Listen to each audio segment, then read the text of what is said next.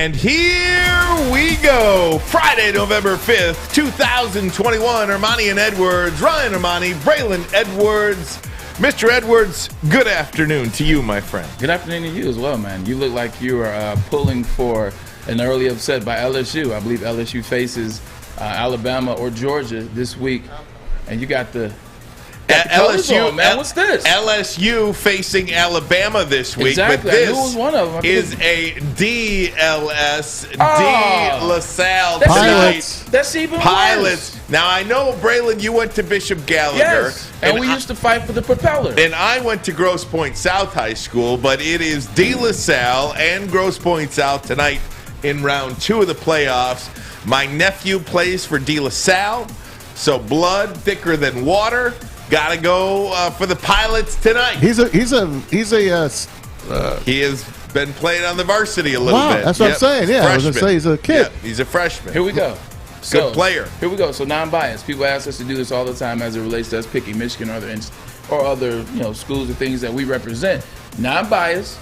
You got Grosse Pointe South, where the infamous, famous number 35. I can't believe I'm not in the Hall of Fame. Number 35, yours truly, Ryan Armani. And you have young Armani, his nephew, who plays for De La Salle. Who's going to win and why? Well, where are they playing that game? They're playing the game at Warren Fitzgerald tonight. Wayne State University is the Pilots' home field. Okay. But they cannot get that field tonight, so they're going to Warren Fitzgerald to play that one out. I believe De La Salle will win the game. They are a juggernaut, man, this Pilot team, and they'll probably win the state championship. I'll take South in the points. Okay. Will Johnson on the field tonight, 5-star guy for the University of Michigan. He's their top recruit next year. But there is plenty to get to today, my friends. I will tell you, Tom Masway, we have not even said hello to you yet, my friend. What up, fellas? It's a Friday, and it's jam-packed. And do me a favor. Give me a little volume on my headphone there, right? Let me move over, okay? Just a little here. I know you got those. A little lower. There you go. A little lower. That's good right there. Good. That's right there. You know what? Hey, stick fix your chair. I know. It looks fantastic. By the way, if I may, we are on the radio from 6 to 8:30. We're on delay. Man, we're on the radio 6 to 8:30. Is that tape delay? That's what I guess they call it. I don't know what else to call it other than tape delay, but 93.5, 99.1, and 94.7 HD2 FM. I was in the car last night driving home from the Rooster Tail. I emceed an event for Full Circle Foundation, deal with autistic kids, young adults. Okay. It was a great event. And I was driving home listening to us on the radio, and I have to tell you, gentlemen, sounded pretty darn good. How was that event at the Rooster Tail? I've always loved the Rooster Tail because you have Sinbads right there. You can get a nice bite to eat on the water. You can pull your boat up in the summertime. And then the Rooster Tail, man, is synonymous with, homecomings, synonymous with prom. High school is what it reminds me of. Weddings, Super Bowl parties. I just love that venue in Detroit, man. Right off the water. Open windows. I love it. It is a beautiful venue, second to none in the city of Detroit. It's a party place, right? Aretha Franklin, Miss Aretha Franklin used to have her Christmas parties there. She did. Every year she'd have it. So it was a great event, and lucky to be a part of it. Now, this is one of those days where you could look at the rundown and just there it is. Tear it up. Because there is so much that's happened today. By the way, we have got Sawyer in for Alex. Sawyer. Clap it up. Clap it up.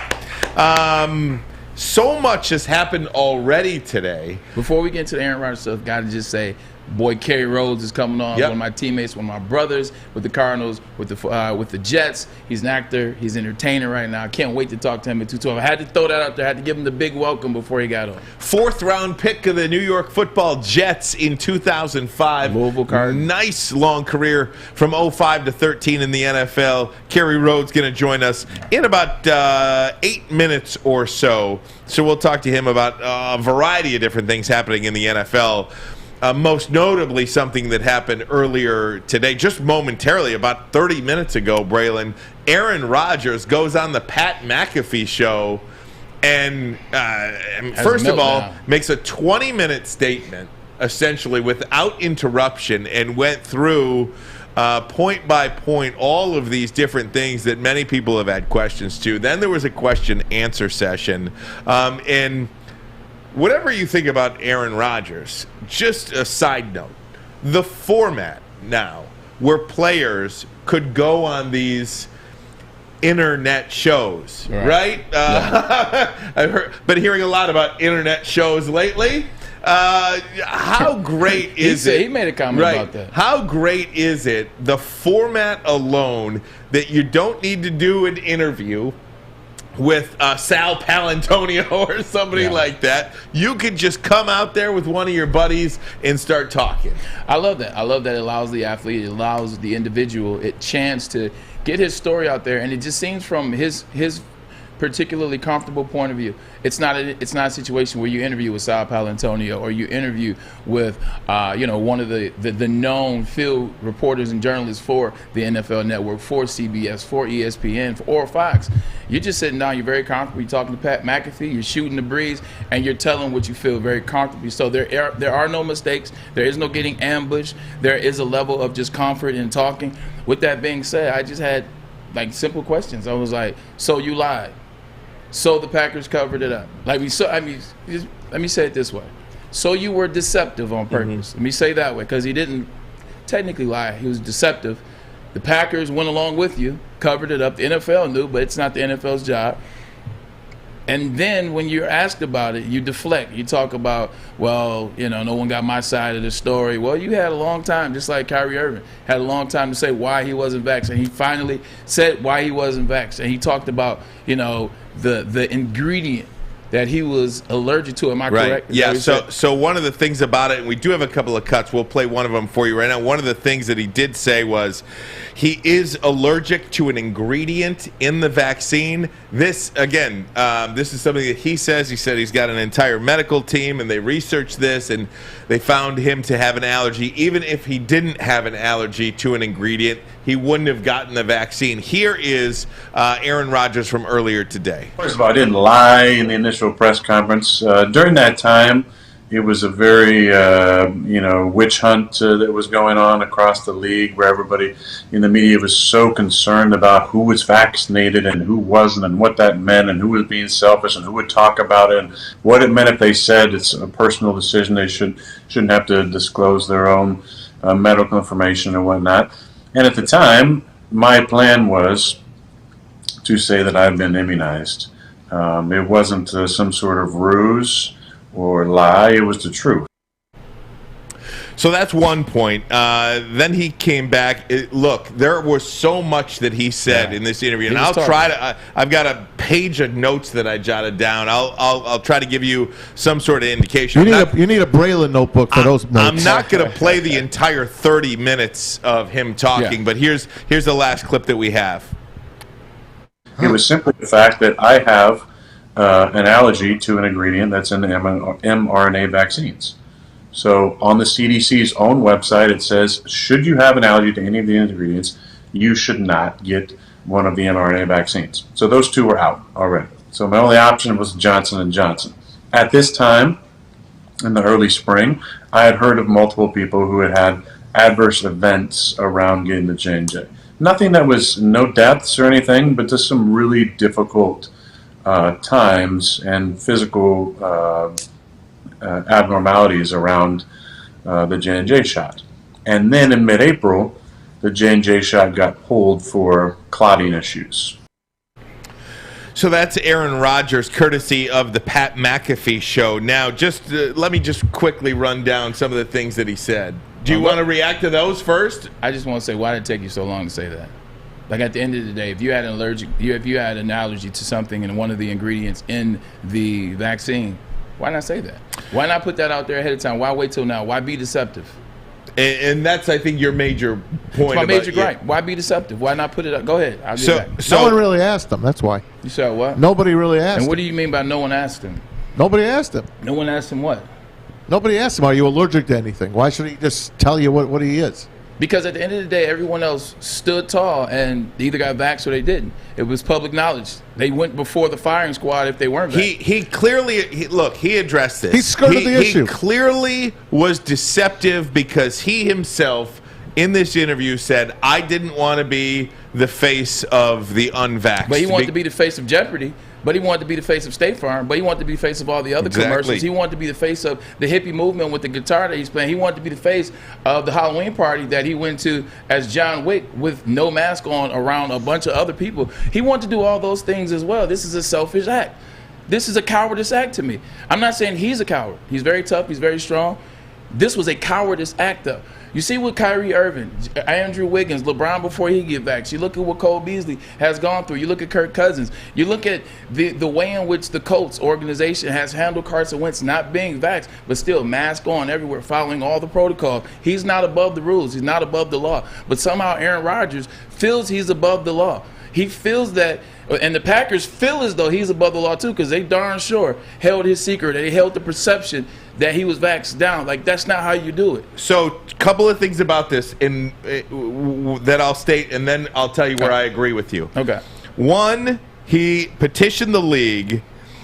He had this homeopathic health medicine, whatever. Right. I don't know anything about that, so I'm not even going to try. But he said he had this. That's where he claims he's immunized, is this homeopathic whatever. He says he petitioned the league to see if that would suffice in making him recognized as a quote-unquote vaccinated person. They said absolutely not. They weren't going to recognize it. He appealed, and he says he offered 500 pages of research in this. The league said no thank you. It was quickly revealed that he was not going to win his appeal. I'm not done yet, Fish. Can you please? Thank you. He was not going to win his appeal. So one of the league's medical doctors at the time, and remind you, this is at the start of the season where we know way more about COVID and the vaccine than we did back in July and August. The medical doctor for the NFL said he's got to get vaxxed because if you're vaccinated, you can't get COVID and you can't pass the vaccine, can't pass the virus. We now know that not to be the case. But he says nothing was hidden from the Packers, nothing was hidden from the NFL. Everybody knew he was unvaccinated, and he has followed every protocol except he's followed every protocol for an unvaccinated player in the NFL except wearing a mask when addressing the media at the podium because, as in his words, it's a ridiculous protocol and is not based in science. Which goes back to him doing whatever he wants to do. That part.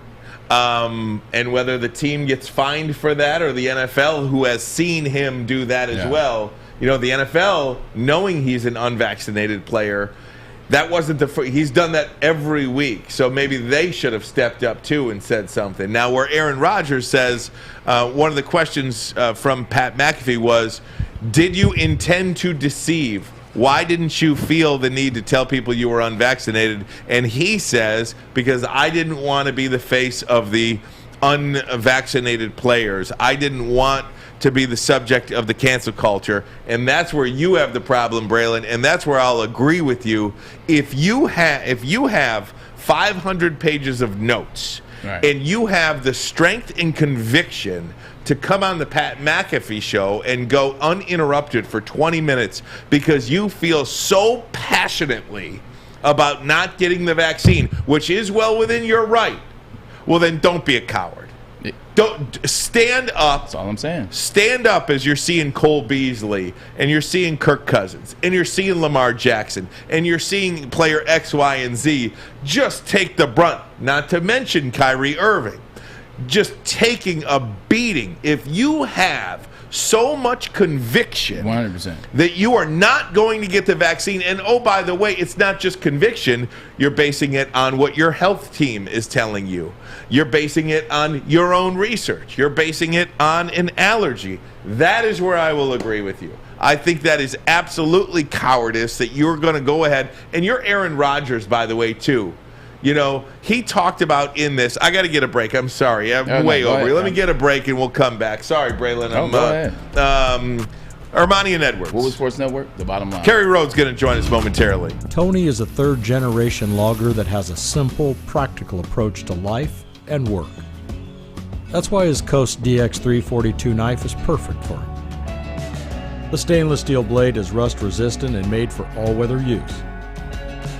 And the double roll-lock safety ensures that it will never inadvertently close when he doesn't want it to. That's why Coast is trusted tough. Hey guys, want to tell you about Lady Jane's Haircuts for Men. Let me tell you, they do it right here, and they're always available. Okay, they're open 7 days a week from 10 a.m. to 8 p.m. It's very simple, very uncomplicated. All you got to do, you walk in, you sign in, you sit down, and before you know it, you are handsome and clean. And the reason why I have a hat on right now is because I did not have the opportunity to sit with I've been talking to these guys watching Pat McAfee too much. But you can watch your own TV, right? I didn't take my own advice like you to do that. Come on in to Lady Jane's. Walk in, sign in, sit down. Before you know it, handsome and clean, 10 to 8, 7 days a week.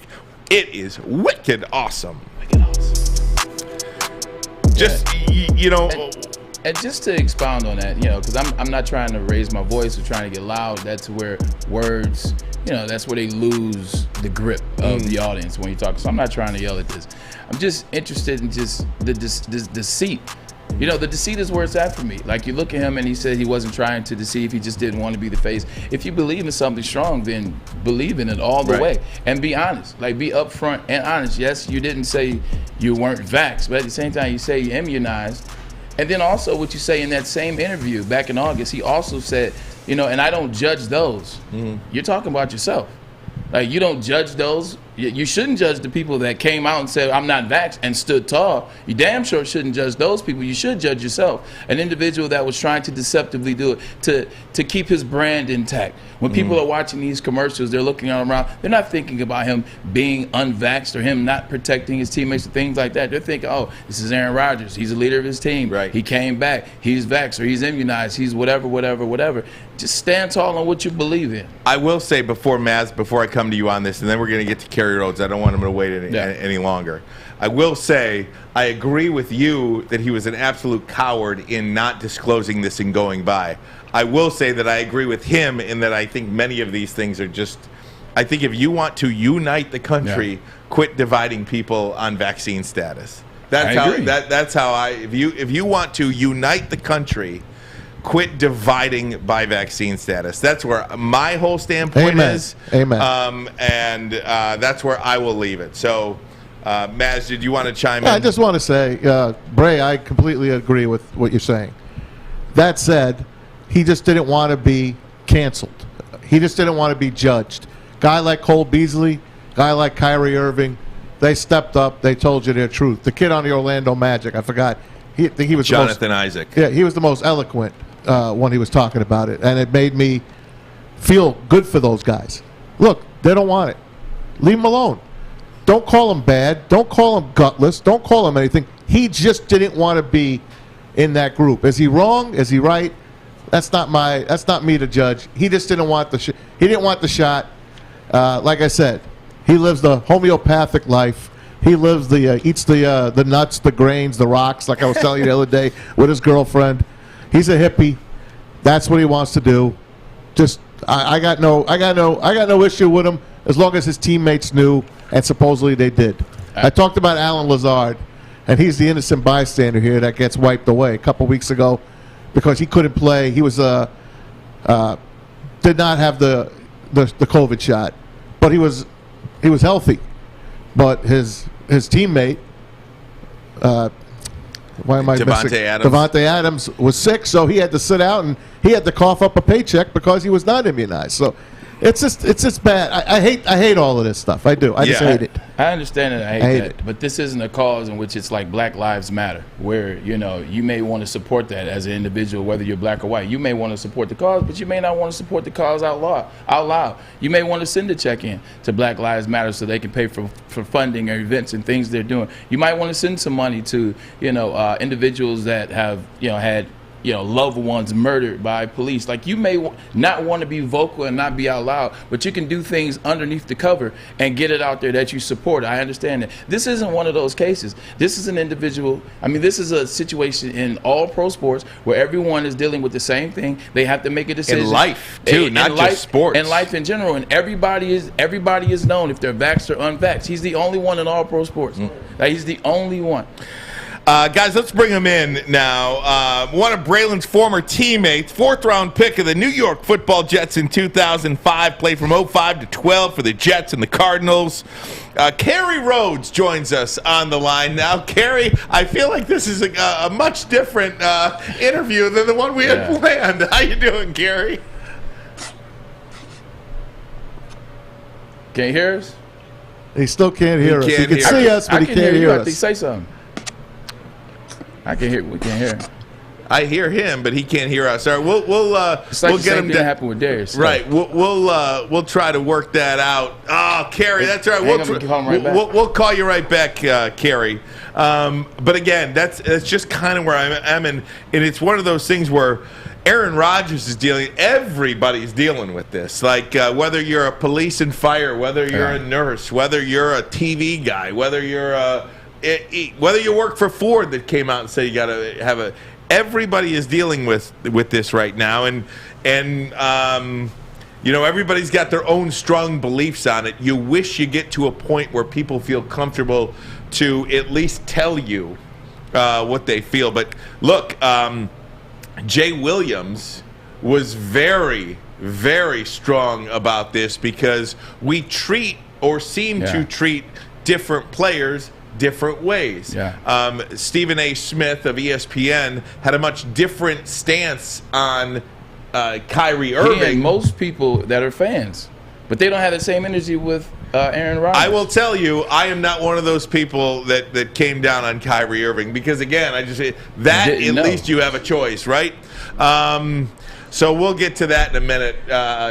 Braylon. I'm just still thinking about it. At the end of the day, if Kyrie would have came out and said, not Kyrie, excuse me, if Aaron Rodgers would have came out and said, hey, listen, I'm having an allergy to one of the ingredients as well as I just don't agree with it. If he would have said that in the beginning, people could have respected his stance more. You still would have had the people that would attack him, but so what? That's life. He didn't say that. He waited till now. Now all of a sudden, when it seems like you've been deceptive, when it seems like you didn't tell us what was going on, when it seems like the Green Bay Packers covered up for you, now all of a sudden it's, well, I have an allergy to one of the ingredients. Not to mention, I don't feel like I should be forced to take that. That's the problem. Yesterday, Jay Williams on ESPN, he spoke up on Aaron Rodgers and basically took Stephen A. to task, saying, look, you rode my guy, Kyrie Irving, long in a ride Aaron Rodgers. This is how it sounded.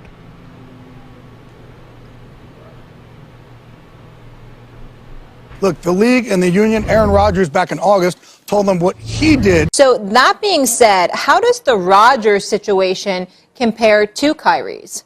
It doesn't. They are drastically different. Okay. Aaron Rodgers is exponentially worse. There was not only a lie, there was an intent to lie. And just a couple things for you, Stephen A., because we obviously have this gripe. I have this gripe with you. Because it's both of us. Yeah. It's fine. I wrote down some things that you said here. Sure. So 3.5 weeks ago, you said it amounts to betrayal for Kyrie. You said, quote, flat out stupid as relates to what he's doing. Quote, bad teammate. Quote, selfish. October 16th on CNN.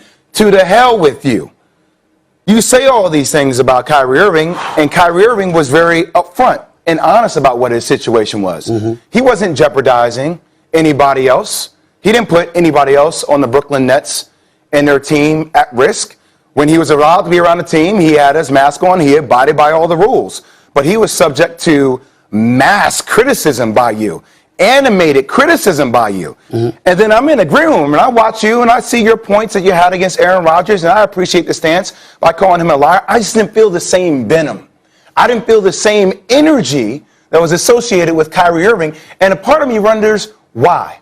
How come you don't hold Aaron Rodgers to the same, who lied on national, looked reporters in the eye and said, yeah, I'm immunized. Okay. Why not? I don't understand that. I can answer. You ready? Yes. Well, first of all, I came here to hear your answer. Okay, well, first of all, number one, I wasn't sitting across from you talking about Aaron Rodgers. I was sitting across from Bart Scott and Dan Orlovsky, who both agreed with me. You and I were arguing, so that might have had something to do with my intensity level. Okay. To answer that question directly. Jay Williams is so good in that. He's the only one that can hold Stephen A. Smith accountable. I will tell you that perhaps the reason why Aaron Rodgers, I'm not making excuses for him, but perhaps the reason why Aaron Rodgers and so many others choose to deceive and choose to lie about their vaccine status is because of people like Stephen A. Smith who call them you would think they're trying to out there murder people instead of make their own decisions for their health. Instead of saying, okay, don't play then. You know, I mean, it's just the venom towards the unvaccinated is, to me, potentially a reason why people don't disclose It's 2021. It's 2021. I It's feel bad. you, but at the end of the day, if you're going to say something, if you're going to make a stance in life, make a stance. I agree. Like, make a I stance, agree with that too. Make a stance and make it out loud. People have gotten killed for less. And people have gotten getting killed for less for standing up for what they believe in. If you truly want to stand up for what you believe in, then put it out there. Like your Aaron Rodgers, who's going to cancel you? If they cancel you, you make $40 million a year. That's where There's going to be a ton of people that don't cancel you as well. That's where There'll the be cowardice a ton of comes places in. for you to still be on TV, be on camera, be in Hollywood, be whatever you want to be. If you're going to make a stance, make that stance. Like, don't be deceptive. Like, what he did was deceiving. Like, it was sneaky all the way around. And we get it right. We get it, Aaron. You want to protect Allstate. You're not Allstate, State Farm. You want to protect Jeopardy, which you never had a shot at anyway. You want to protect your stance and your appearance, what people think. But I get all of that. But if you're going to make a stance, stand up and believe it. Say it out loud. We're going to take a break. When we come back, we do have them. We're having them ready there. Kerry Rhodes going to join us momentarily. 15 seconds from now. Armani and Edwards. Woodward Sports Network, the bottom line. You know why realtors love using Hall Financial as a lender? Because of our commitment to speed and service. We have nearly 4,000 five-star reviews already. Call today, 248-308-5000, or go to callhallfirst.com. All right, I think we got a good connection now. One of Braylon's former teammates, all-around good guy, Kerry Rhodes joins us. Fourth-round pick of the Jets in 05. Played for the Jets and the Cardinals. Kerry, thanks for the time. Thanks for joining us here. Thanks for having me. Thanks for sticking through the technical difficulties. Hey, it's all good, man. It's Hollywood. Yeah, we got to thank you for sticking with us. My boy Kerry Rhodes from Belma, Alabama. Hey, don't go Belma early, though. Don't go Belma. Hey, man, you got to get out there and get out the way, man. That way I got it in the show. Man, how you been, fam? I'm good, man. Long night. I had a long night in the studio last night. I'm recording my first solo EP, so got out there like 3 a.m. last night and still hopped on with you, so you know I love you. Right there. Let's jump right into that before we get to the Cardinals or the Jets, or we talk about Aaron Rodgers. Let's talk about that. Yeah. How hard is it, when you finish football or you finish another career and another life? It is a career. Like, this is what you chose to do. You thought about it in high school. You thought about it in college. You went and did it. How hard is it to transition after football into different things that you didn't prepare for, that you weren't professionally groomed to do? Yeah, I think it's the old adage, right? Like you're only as good as the things that you continuously do, right? And so, I've always been attracted and always knew that I was going to do entertainment when I got done. But you play a sport like football where it's so solely based off production and what you do in that moment that it takes away from the other things you want to do. So, it's hard, man, because we're all trained to focus on the job at hand, and that was football for a big portion of my life. But I've always been intrigued, and I knew that I was going to get into this once I got done. So the transition was a little bit easier for me than most, but still, it's so hard, man. Kerry, paint a picture for us in the studio till 3 a.m. What's that like? Are you singing the same beat over and over and over? Is somebody telling you I need it this way, I need it that way? Are you partying? What's going on? For the lay people out there who don't know a thing, know a thing about it. What's that like?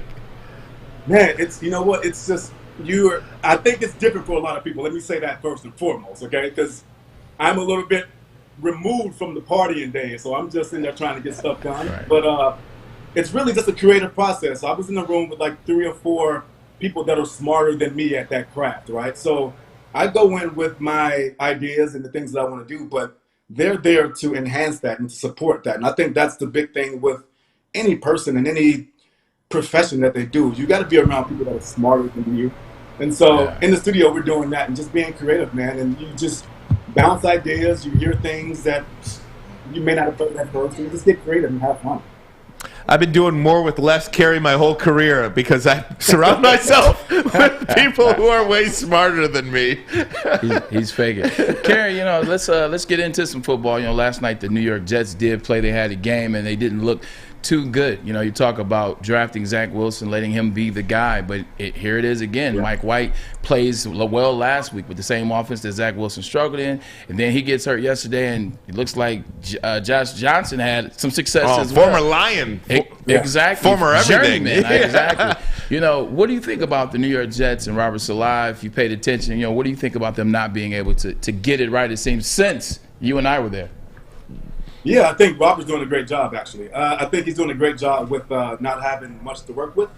I think overall the talent level for the Jets is just not there. Quarterback, Zach Wilson, he has intangibles. He has the measurable things that you'll look at in a quarterback and say he has potential. But, right now, he's young, man, and he's with a group of other guys that just can't really mask his flaws. So, the years that we were there with Mark Sanchez, right? He was a rookie, young guy, could make throws here and there. He had a long way to go, but we could mask some of those things that he couldn't do well. Right now, the Jets aren't in that position, so you draft a high quarterback like that who can come in and be talented, but you can't hide the things that he's not good at yet. And so he gets thrown in the fire and things just don't work out well. And that's simply what it boils down to. Hey, Kerry, it's Maz. Welcome to the show. Big Jets fan. What's up, Maz? Loved you back then, and Braylon knows I was a Rex Ryan guy, and I think Braylon was, but I don't know if you were very much because he kind of called you out and said, "Hey, you're Hollywood. I'm going to get you out of here to go to Arizona," and he winds up getting a couple of draft picks for you. Yeah. He's Rex is actually a cool guy to me. I have no beef with Rex at all. It's we had differences, and I think the big difference with him coming in for me was, it was always kind of my defense, and I was able to do a little bit more things vocally and be more expressive. And I was also in a new system, which was hard to kind of do those things without really fluidly knowing the defense like the back of my hand, right? So I'm just kind of going out there on the seat of my pants trying to make plays, and it kind of ran its course really quickly. I do know that if we were both patient, and I think them more patient than I was, and I came back that next year, things would have been, would have been really, really good. And I was staying right here. That you probably would have won a Super Bowl. Yes. Don't tell me that. No, he's telling the truth. That's killing me. He's 100% right. Oh, my God. We had Marcus Ray on here. Marcus Ray talked about how he was able to help Charles Woodson in college. He kind of taught Wood how to cover and what to read for, what to look for. He didn't teach him the skill. That would see Woods naturally. But it was the same situation with Kerry and Revis. Revis had his best year ever when Kerry was at safety. Kerry was, you could tell him better than I can, Kerry. That was Revis' best year. And then he wasn't able to duplicate that. And there was one piece missing. You. Yeah, Revis is one of those guys. Like Bray said, man, he's super talented. He's the most talented corner I've played with. But that also goes hand in hand with how we play coverage a lot of the times. If you look at a lot of the plays he made, he was able to do those things because of the communication with myself and me being able to, back him up, so to speak, so he could take some of those chances. But again, not to take anything from him because he's a Hall of Famer. He's great. But yeah, it works in tandem. Kerry, I wanted to ask you about, earlier today, I almost called him Brett Favre with Aaron Rodgers. Sorry, Aaron Rodgers. Aaron Rodgers on with Pat McAfee and went through X, Y, and Z of why he didn't say anything and why he didn't get the vaccine. Just as a former player and you've seen this thing play out, just what's your take on it, about the whole thing? Yeah, I heard you guys talking a bit about it earlier. I think, number one, Aaron's a good friend of mine, and he is clever, and I know that's what he was attempting to do. But I think Braylon said it best. Whatever you stand on, whatever your creed is as an individual, as a man, whatever that is, whatever you stand for, speak it. And I know we live in a cancel culture environment now where people are just scared to say things and scared to voice their opinions because of being dismissed or canceled or thrown away, and so I know it's hard, but Braylon's right. I mean, Aaron Rodgers is Aaron Rodgers. He's not going to be canceled. He's going to be fine for the rest of his life, and I think him being able to speak his mind would have been very beneficial for a lot of people. Yeah, one of the things that he talked about too, Kerry, is the guys that are just trying to make the team at training camp. He's they may have felt coerced or to get the shot. If they want to make the team on the back end of a roster, no team is taking somebody who's unvaccinated. But if a guy like Aaron Rodgers steps up and speaks for them, maybe, just maybe, that will make a bit of a difference. 1,000%. I mean, you say everybody's treated the same when you play a sport or anything in life, and that's just not the case. I mean, there are people that have, holds precedence over certain situations, and he's one of those guys. And so, yeah, I mean, when you can speak for the voiceless and give those guys a platform to be able to provide for their families or make a living or speak their mind as well, it's always beneficial for all, not just the people that are involved, but for all. All right, enough with the politics. Let's have some fun with this thing, Kerry. Like you saw when we were getting drafted in 2005. Aaron's an 05 guy too, so something about that 05 class. You saw the way. Hey, you know.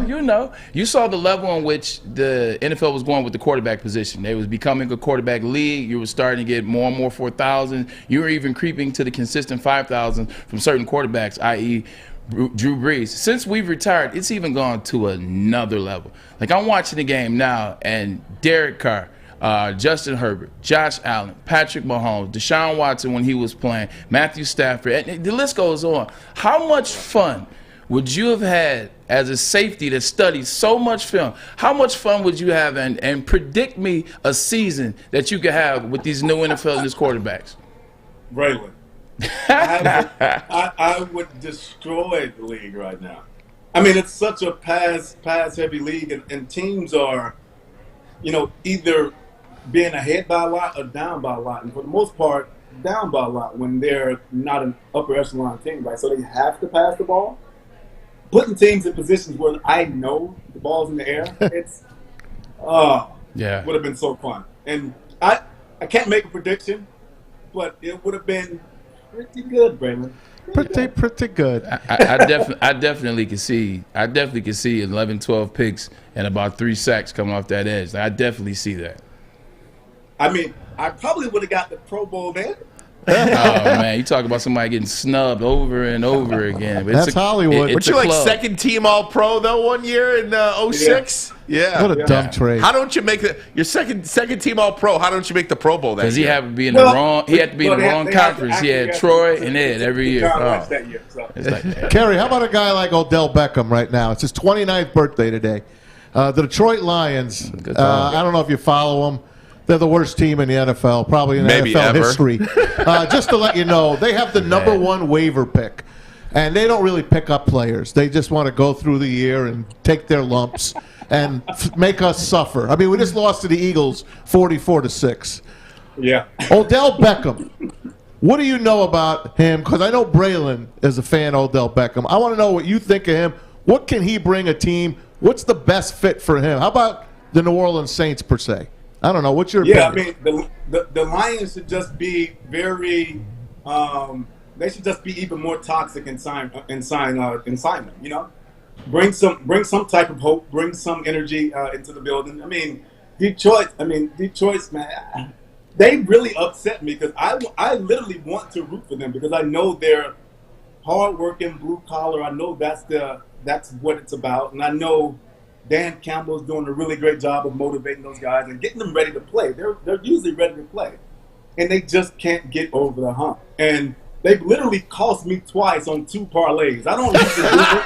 Oh man, that's where you got to reach out to your boy, and I tell you no. Don't ever. Hey, boy. I'm like, they're gonna win this week. They're definitely not losing to the Eagles, and they get beat. 40-something to nothing. What was the Yeah, score? 44-8. You and 44-6. You and the rest of Detroit, they all got tricked. Hey, before we let you go, I'm gonna connect you too. You and Maz. Maz is a New Yorker, and you have New York roots. His favorite team is the New York Yankees. Tell me about the Yankees and your disappointment with them not being able to beat the Red Sox in the wild card. Talk about that before we get you out of here. Yeah, man. You know what? It's very exciting the format that they do, man. But it's also it's hit or miss, man. You have one bad game and you're done. And so, I mean, I think the Yankees beat the Red Sox in the series, but when it comes to that tricky format of that play-in, it's just, it's a little hard. But I don't know, man. I think either Boone has something on the Steinbrenners or something's going on, but it's not a good fit, man. It's not, man. One of these years, man. One of these years. Kerry, we can't thank you enough for your time, man. All the best to you. Hopefully we can do this again soon, and best of luck with that EP, and we're going to be rooting for you, and hopefully maybe go to 2 a.m. next time instead of 3 a.m., right? Man, Whatever I it can't do that takes. no more. I'm way too old. Yeah, he's older than me, by the way. Hey, send us some of that music. We'll play that music, man. Give us some permission. All right. All right, we appreciate you. Thanks, brother. Kerry Rhodes. That is great. One of the great things about working with Braylon too is awesome. his Rolodex, man, knock it former out. teammates. Bray, man, I remember when they traded him. I was so freaking pissed. I didn't realize you really think that you could have taken the next step. Yeah, we would have. And don't get me wrong, Brodney Poole was a free safety that year who I played with in Cleveland. So I know Brodney, shout out to Brodney Poole. But Brodney wasn't Kerry. Kerry was an all-pro for a reason. Kerry knew his stuff. He knew that defense. He knew the pieces on that team. So he would have been really good with that team, and he would allow Reeves to do even more in that second season. Because if you notice, He wasn't the same in after 2010, our defense wasn't as good as it was in 2009, although we had more pieces like Jason Taylor. We were a better defense in 2009. Kerry wasn't there in 2010. Guys, Beerman gave us the winner yesterday, the Colts and the Jazz, by the way. But we'll get into some Thursday night football. It got dicey at the end if you if you had that, but like nonetheless, the Lions, Jonathan Taylor, my friends. Good. Welcome to the show. Seriously, we'll talk a little Thursday night football and get into the news of the day as well with Odell Beckham being released by the Cleveland Browns. He is now first up. The Lions, you are on the clock. All right, Armani and Edwards. Woodward Sports Network, the bottom line.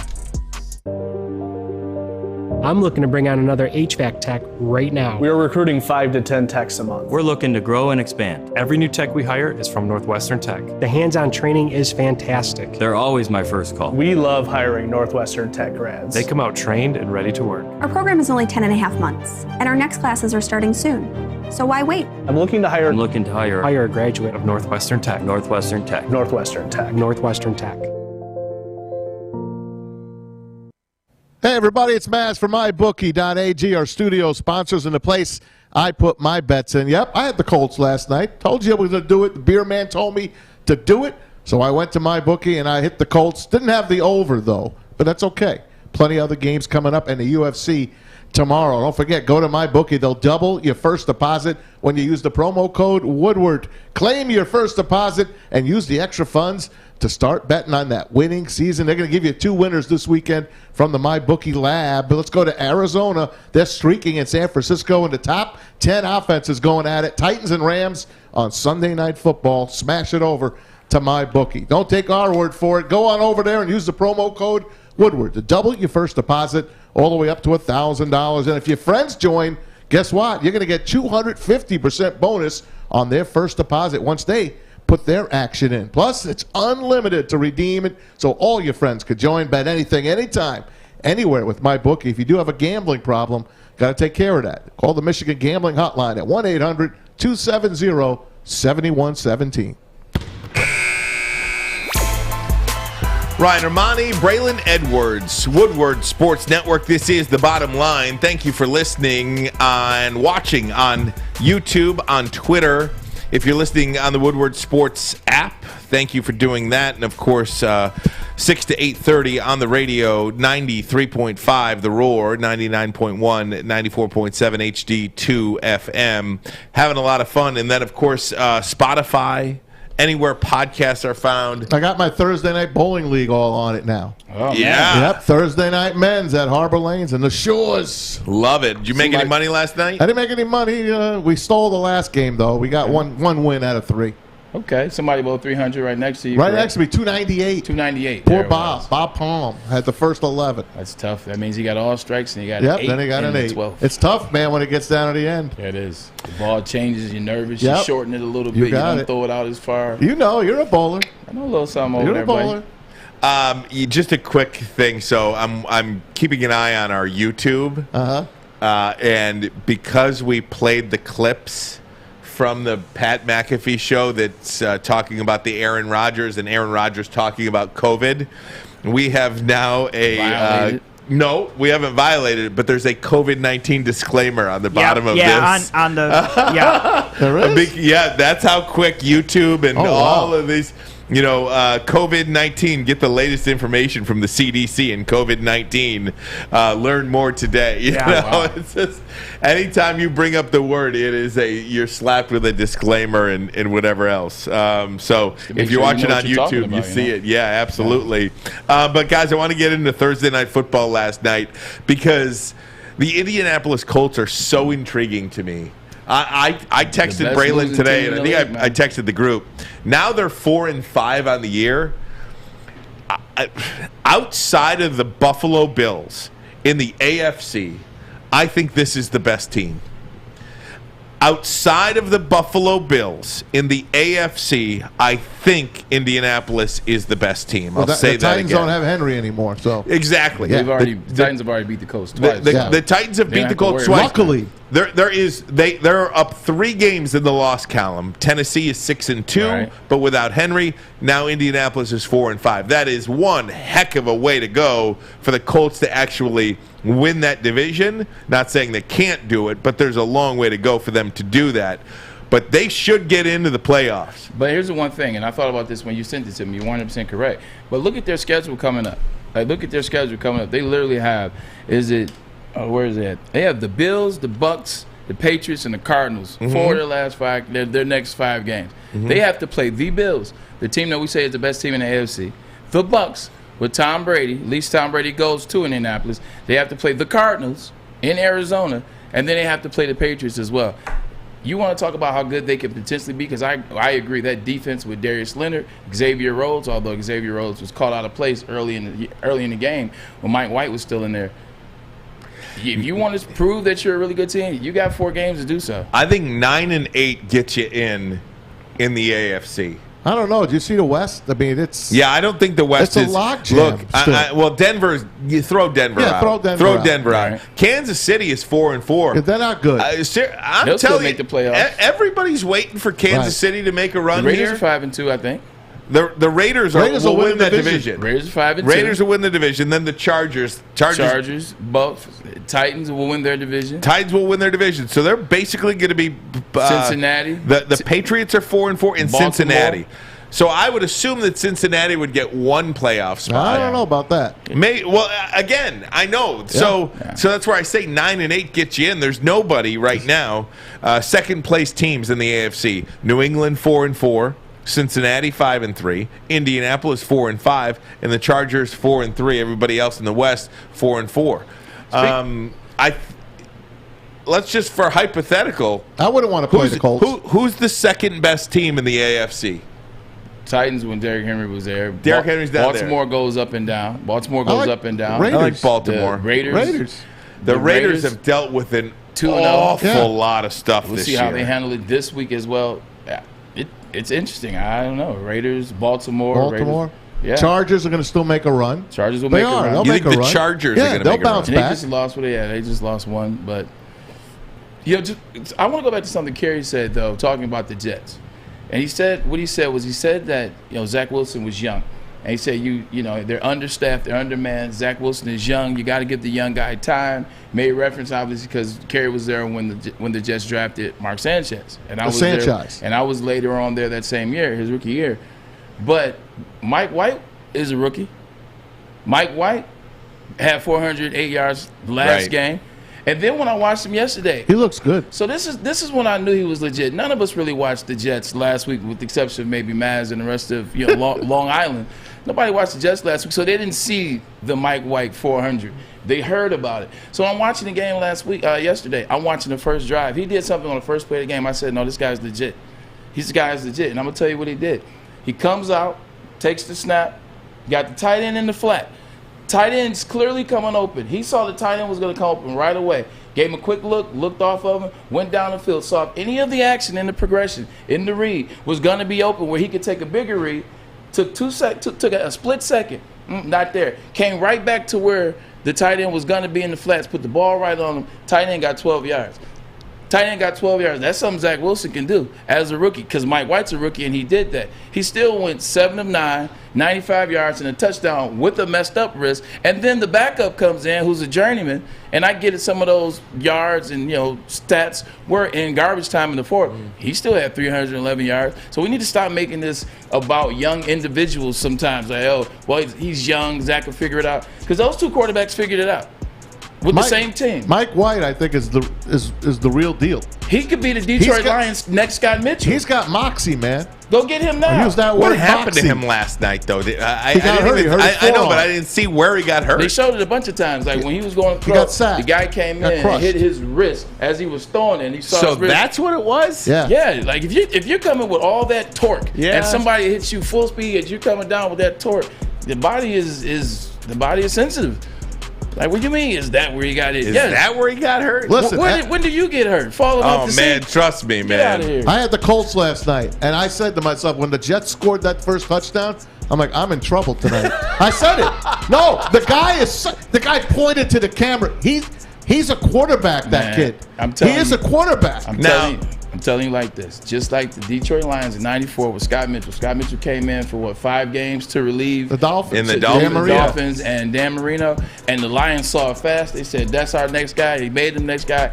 And he did some things well here in Detroit. If you're the Detroit Lions, why not look and say, hey, that guy's going to be something. It's not like the Jets are getting rid of. Going to keep him right now with Zach Wilson and being a first-round draft pick last year. The Lions make a move for Mike White. How about that? I like that. Will the Lions make a move for Odell Beckham Jr.? That is one of the things being bantied about, if you will. We'll talk about it next. He has been cut, released, waived by the Cleveland Browns. OBJ on the market. Lions first up. Armani and Edwards. Woodward Sports Network, the bottom line. Fellas, football season is here. It's time to make your grooming experience easy like Sunday morning. Get to Lady Jane's Haircuts for Men. Walk in, relax, watch your favorite team play, and before you know it, your hair will be game ready. Get to Lady Jane's, open 10 to 8, 7 days a week. Walk in anytime. It's wicked awesome. A weekend to our new sponsor, that's right, Gypsy Vodka, the twin brothers of Michigan State, Adam and Mike. Appreciate you guys once again this past weekend at the Hopcat. You guys were on fire, and so was your alumni school, Michigan State, getting the win over Michigan. But we appreciate the bottle here at Gypsy. That's what I'm about. I'm about the integrity and the architecture of the bottle, as well as the art design. Look at the bottle. Look at the art design. If you can't see it, I'll explain it to you. It looks good. It's freaking awesome. And multiple flavors of Gypsy Vodka. Try it now. Welcome back to the bottom line. Woodward Sports Network. Ryan Armani, Braylon Edwards, Tom Mazaway along with us. So let's talk about it, guys. Odell Beckham Jr., for whatever reason, has been released by the Cleveland Browns. Apparently his service is no longer needed or wanted by the Browns. And speculate all you want, whatever the case may be, he's out. He's on the market. You're the Detroit Lions. Let me put up a tweet from Ross Tucker, because a lot of people are talking about this. Yeah. Ross Tucker says that he thinks and wants the Detroit Lions to pick up Odell Beckham Jr. They need a wide receiver. Here it is. You know who desperately needs a wide receiver and has a top priority for a waiver claim? The Detroit Lions. Hashtag OBJ to DET. Herman Moore, former Lions, then quote tweeted that and said he believes they'll do it. He's crazy. Yeah. I don't believe they will do it. They should, though. But I think they might. I think they should pick him up. Of course they should. And it's if he never brainless. plays a game for you in the NFL, maybe turn around and maybe somebody will give you a 6th-round on pick draft for day. him. I'm torn with this decision because I know on one hand, like Odell has a lot of upside. He has a lot of ability left, and he's going to turn up for somebody. Somebody's going to pick him. It's going to be the right team. Lamar Jackson's tweeting about him right now. He keeps going after him. But I don't think the Detroit Lions is a good fall spot for him. Now, maybe for the franchise, maybe if it doesn't work, like you said, they'll have him. They'll be able to make a move later on before the draft. But for him, like you're dealing with a quarterback that no one in Detroit seems to like. And Jared Goff, which means he's not going to like him as well. He's not going to give him the ball. You're dealing with an offense that, just doesn't have a lot of movement. They don't make a lot of moves, and obviously he would help that. But what happens when he comes here and now he's frustrated? They're 0-8, they're 0-9, and they're 0-10. He's not getting the ball. He's frustrated. Now you're adding another frustration. You're adding another personality to the frustration, and an open and vocal individual. I just don't think it's a good move for the Detroit Lions. In retrospect, in hindsight, not hindsight, it hasn't happened yet. But in retrospect, and just looking at it, it's like, Do you believe? I like the move if it will work. Do you believe, any of you believe that on draft day you could ship, just hypothetical, I feel like I need a sounder for hypothetical. Do you think on draft day you can get anything for him? Yes, of course you could. A 6th. But why? Something. Why? He might be good for you. Well, he's 29 years old. Today. He's 29 years old. He is not part of the long-term future. The only reason you do this is to pick up a 5th-round pick. You do not have a 4th or a 5th-round pick in this year's NFL draft. Could OBJ net you that 5th-round pick? What's wrong with having 3 good years with him? I'm telling you. I don't need long-term. I need 3 years. The Lions don't think like that. This is the new regime. Yeah? This is a 29-year-old former All-Pro. Yes, injured, banged up. He's got a reputation. But you know what? I would take him. In a minute, I would take him.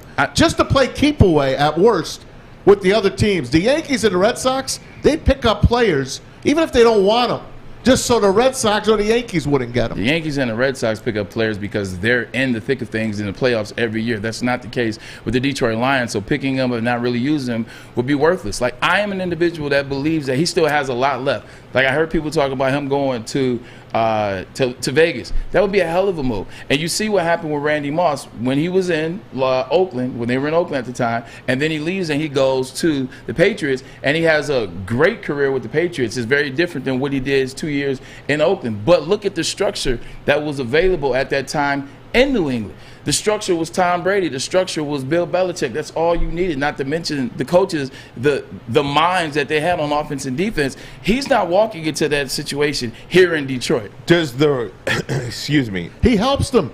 Hawkinson gets open then if you have him on the field. Have somebody to cover. There's no one to cover. Does the risk outweigh the reward? Yes. I think it does too, almost. Because, again, if he comes in and is a terrible distraction. Now, look, to OBJ, you're screwing OBJ, right? Yeah. I mean, if you're Odell Beckham Jr., the last place on earth you want to come is to Detroit. And to make it be clear to the fans, he has until Monday for waiver wires to clear. This isn't OBJ being able to pick where he can go. This is the Lions have until Monday, right? It's up to the teams now. Yeah, it's up to the teams to decide where he goes. And the Lions, because they have the worst record, they're first up. Yeah.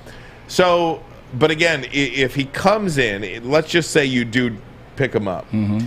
He's either going to play for you, or you're going to be able to trade him. Or if you can't trade him because he's just too big of a headache, then you're going to cut him too. I don't know if there's a downside to it.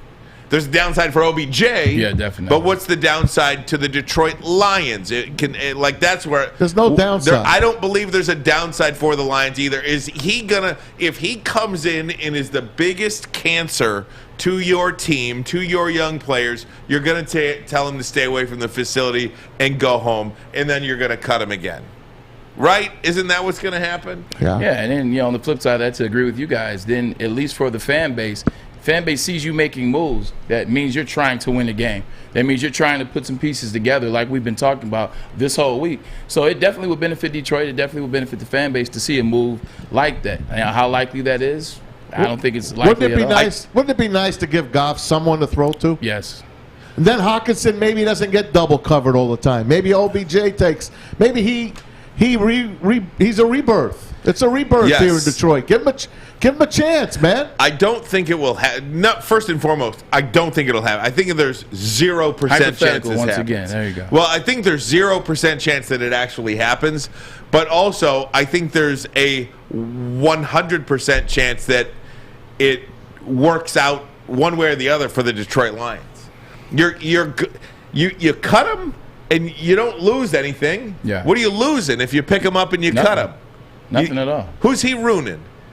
Is he gonna poison somebody's mind? And whose minds are there that we give a damn about? That's what I'm saying. He can't whose do any mind harm. is he poisoning if he can't comes do in any here? harm. There's no reason why the Detroit Lions. What are we keeping? wouldn't 10 do players it. on the team?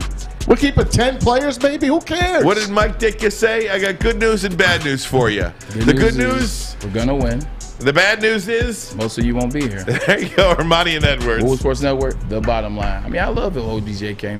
Okay, you thirsty little spin goblins. I want you to pedal into the next dimension. Spin it! Spin! Spin! Uh-oh! Carmen's falling behind. Let's give her the hiss of shame. Spin! Spin! Spin till you bleed! Don't ride the bike of shame. Come to Planet Fitness and find your own lane with tons of equipment, free fitness training, and no hissing. Join today for just $10 a month.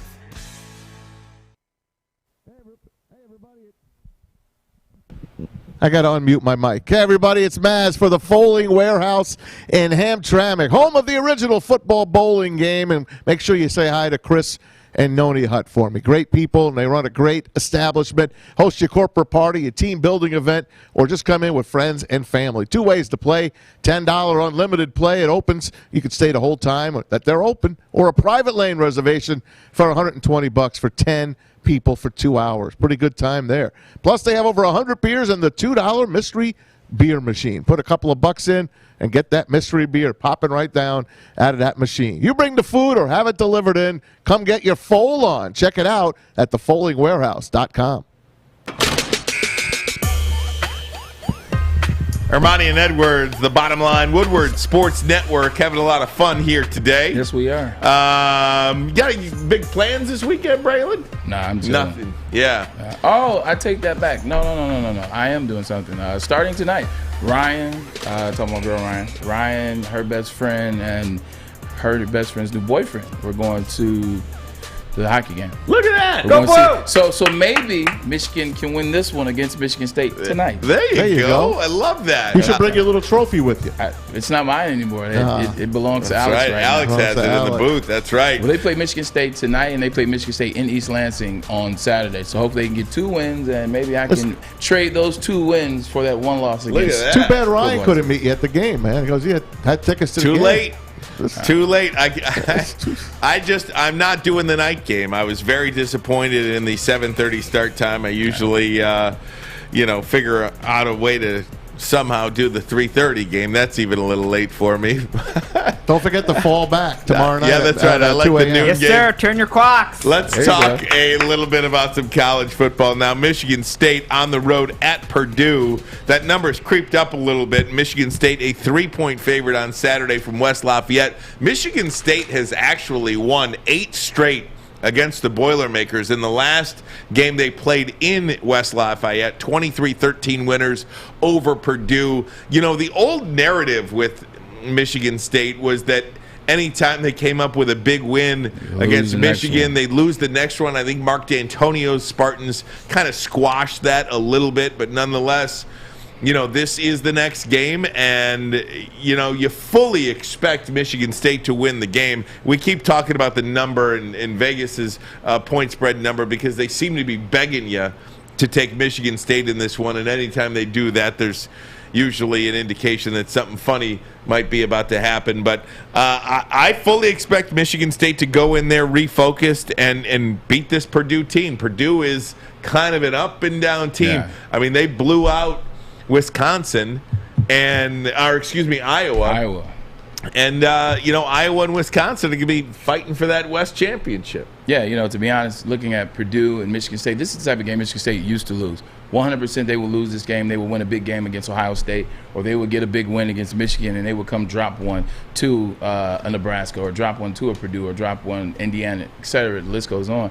I just believe that they're different mentally this year. Like, I've watched this team. I watched them especially in the Michigan game. I watched them in some other games this year.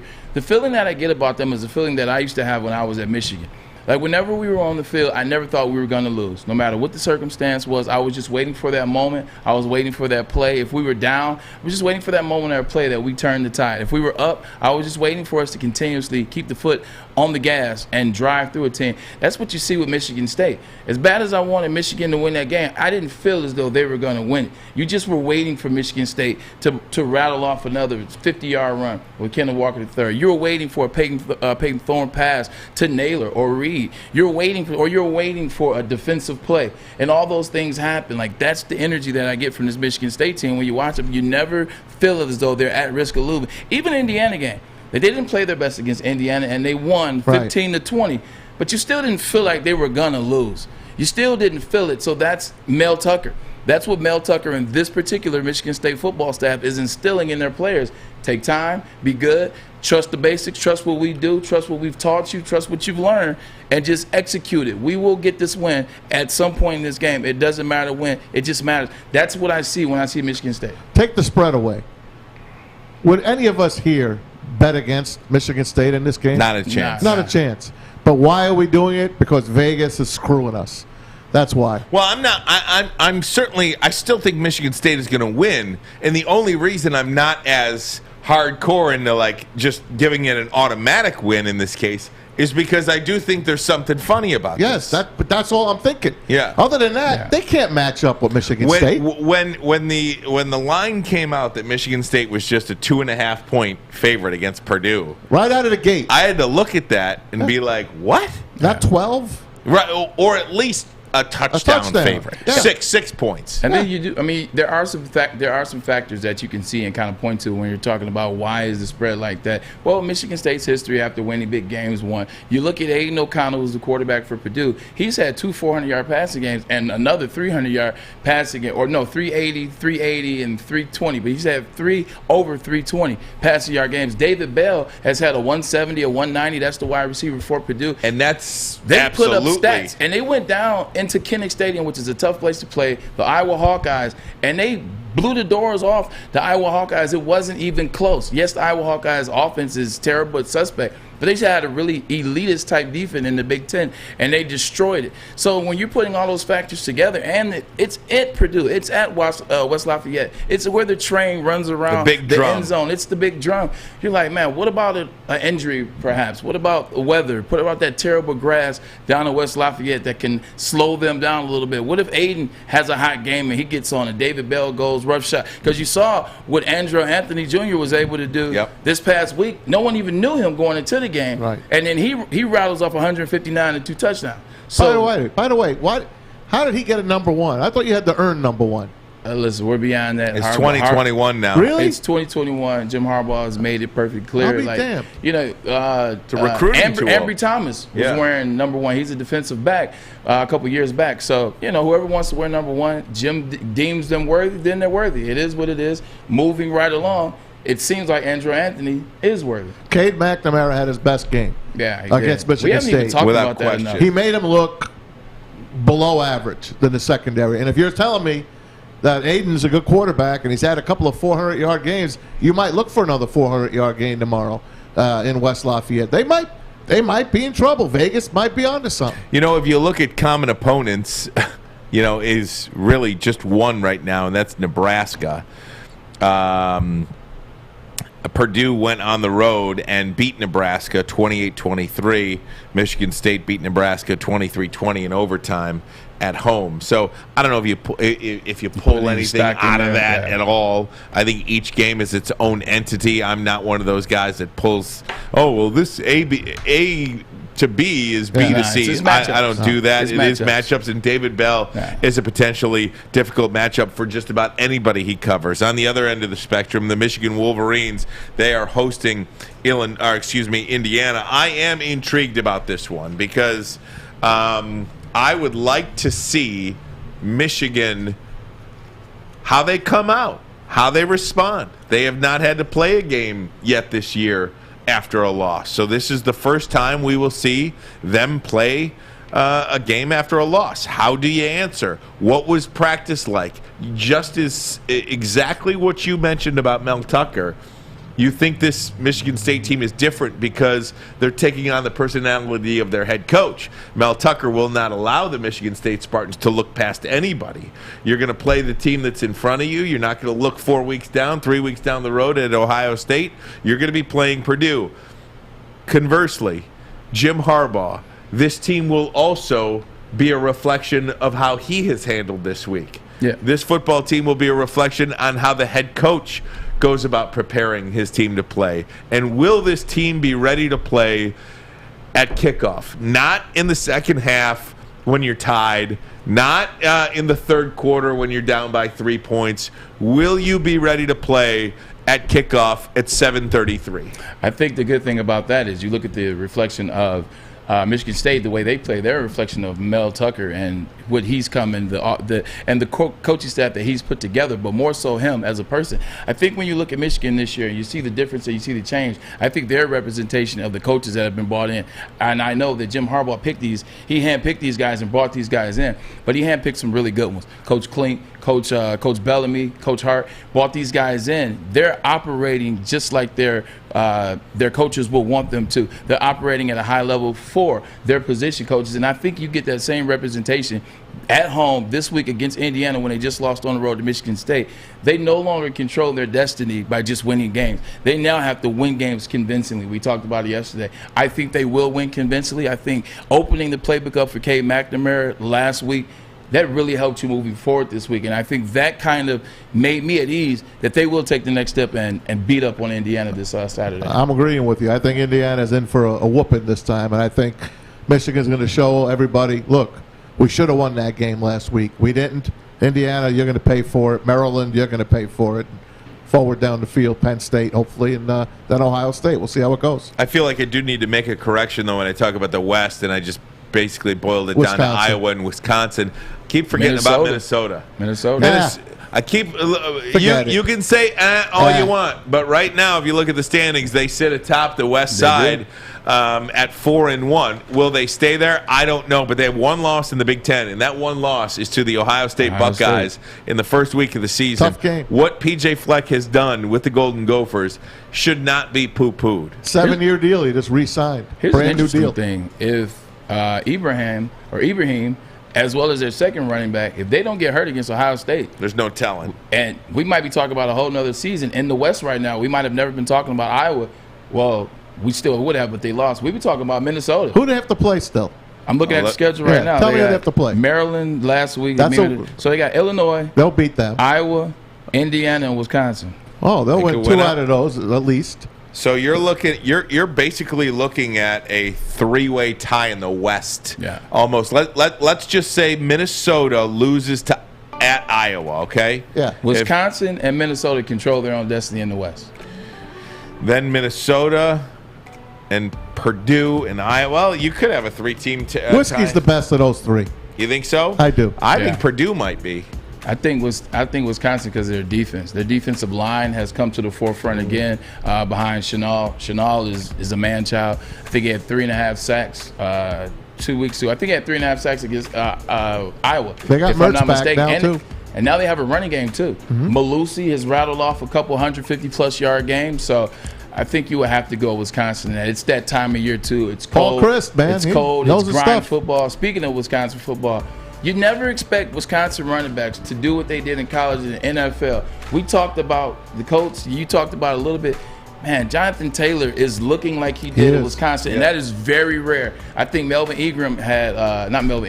Gordon had 1 year where he showed flashes in San Diego.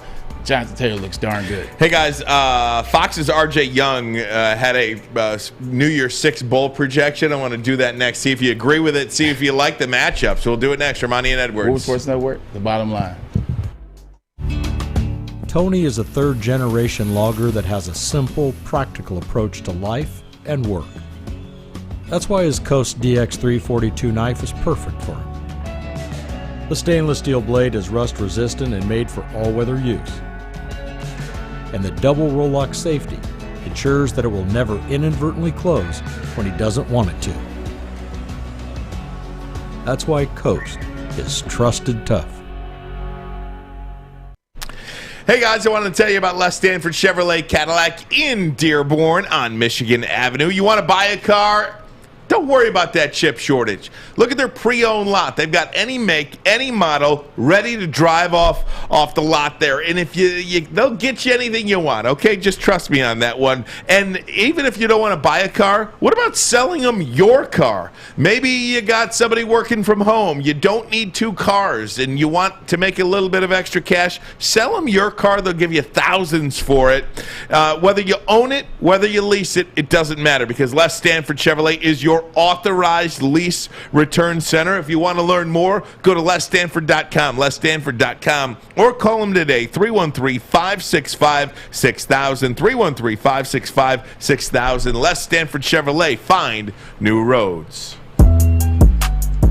RJ Young of Fox. He always has some interesting takes. Absolutely. He has the New Year's 6 bowl projections. Let's get them up on the screen if we could. Here you go. Orange Bowl, Georgia versus Oregon. So these top 2, if you're watching on YouTube, would be the 14 playoff. So the Orange Bowl, Georgia versus Oregon, Oklahoma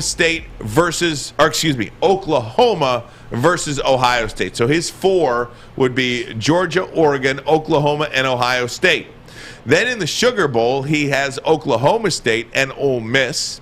In the Peach Bowl, Michigan State versus Alabama. No matter what, they cannot get away They're hiding from Alabama. The Rose Bowl, I would love this. Even though I wouldn't care about playing Utah, I would just love to go to the Rose Bowl again.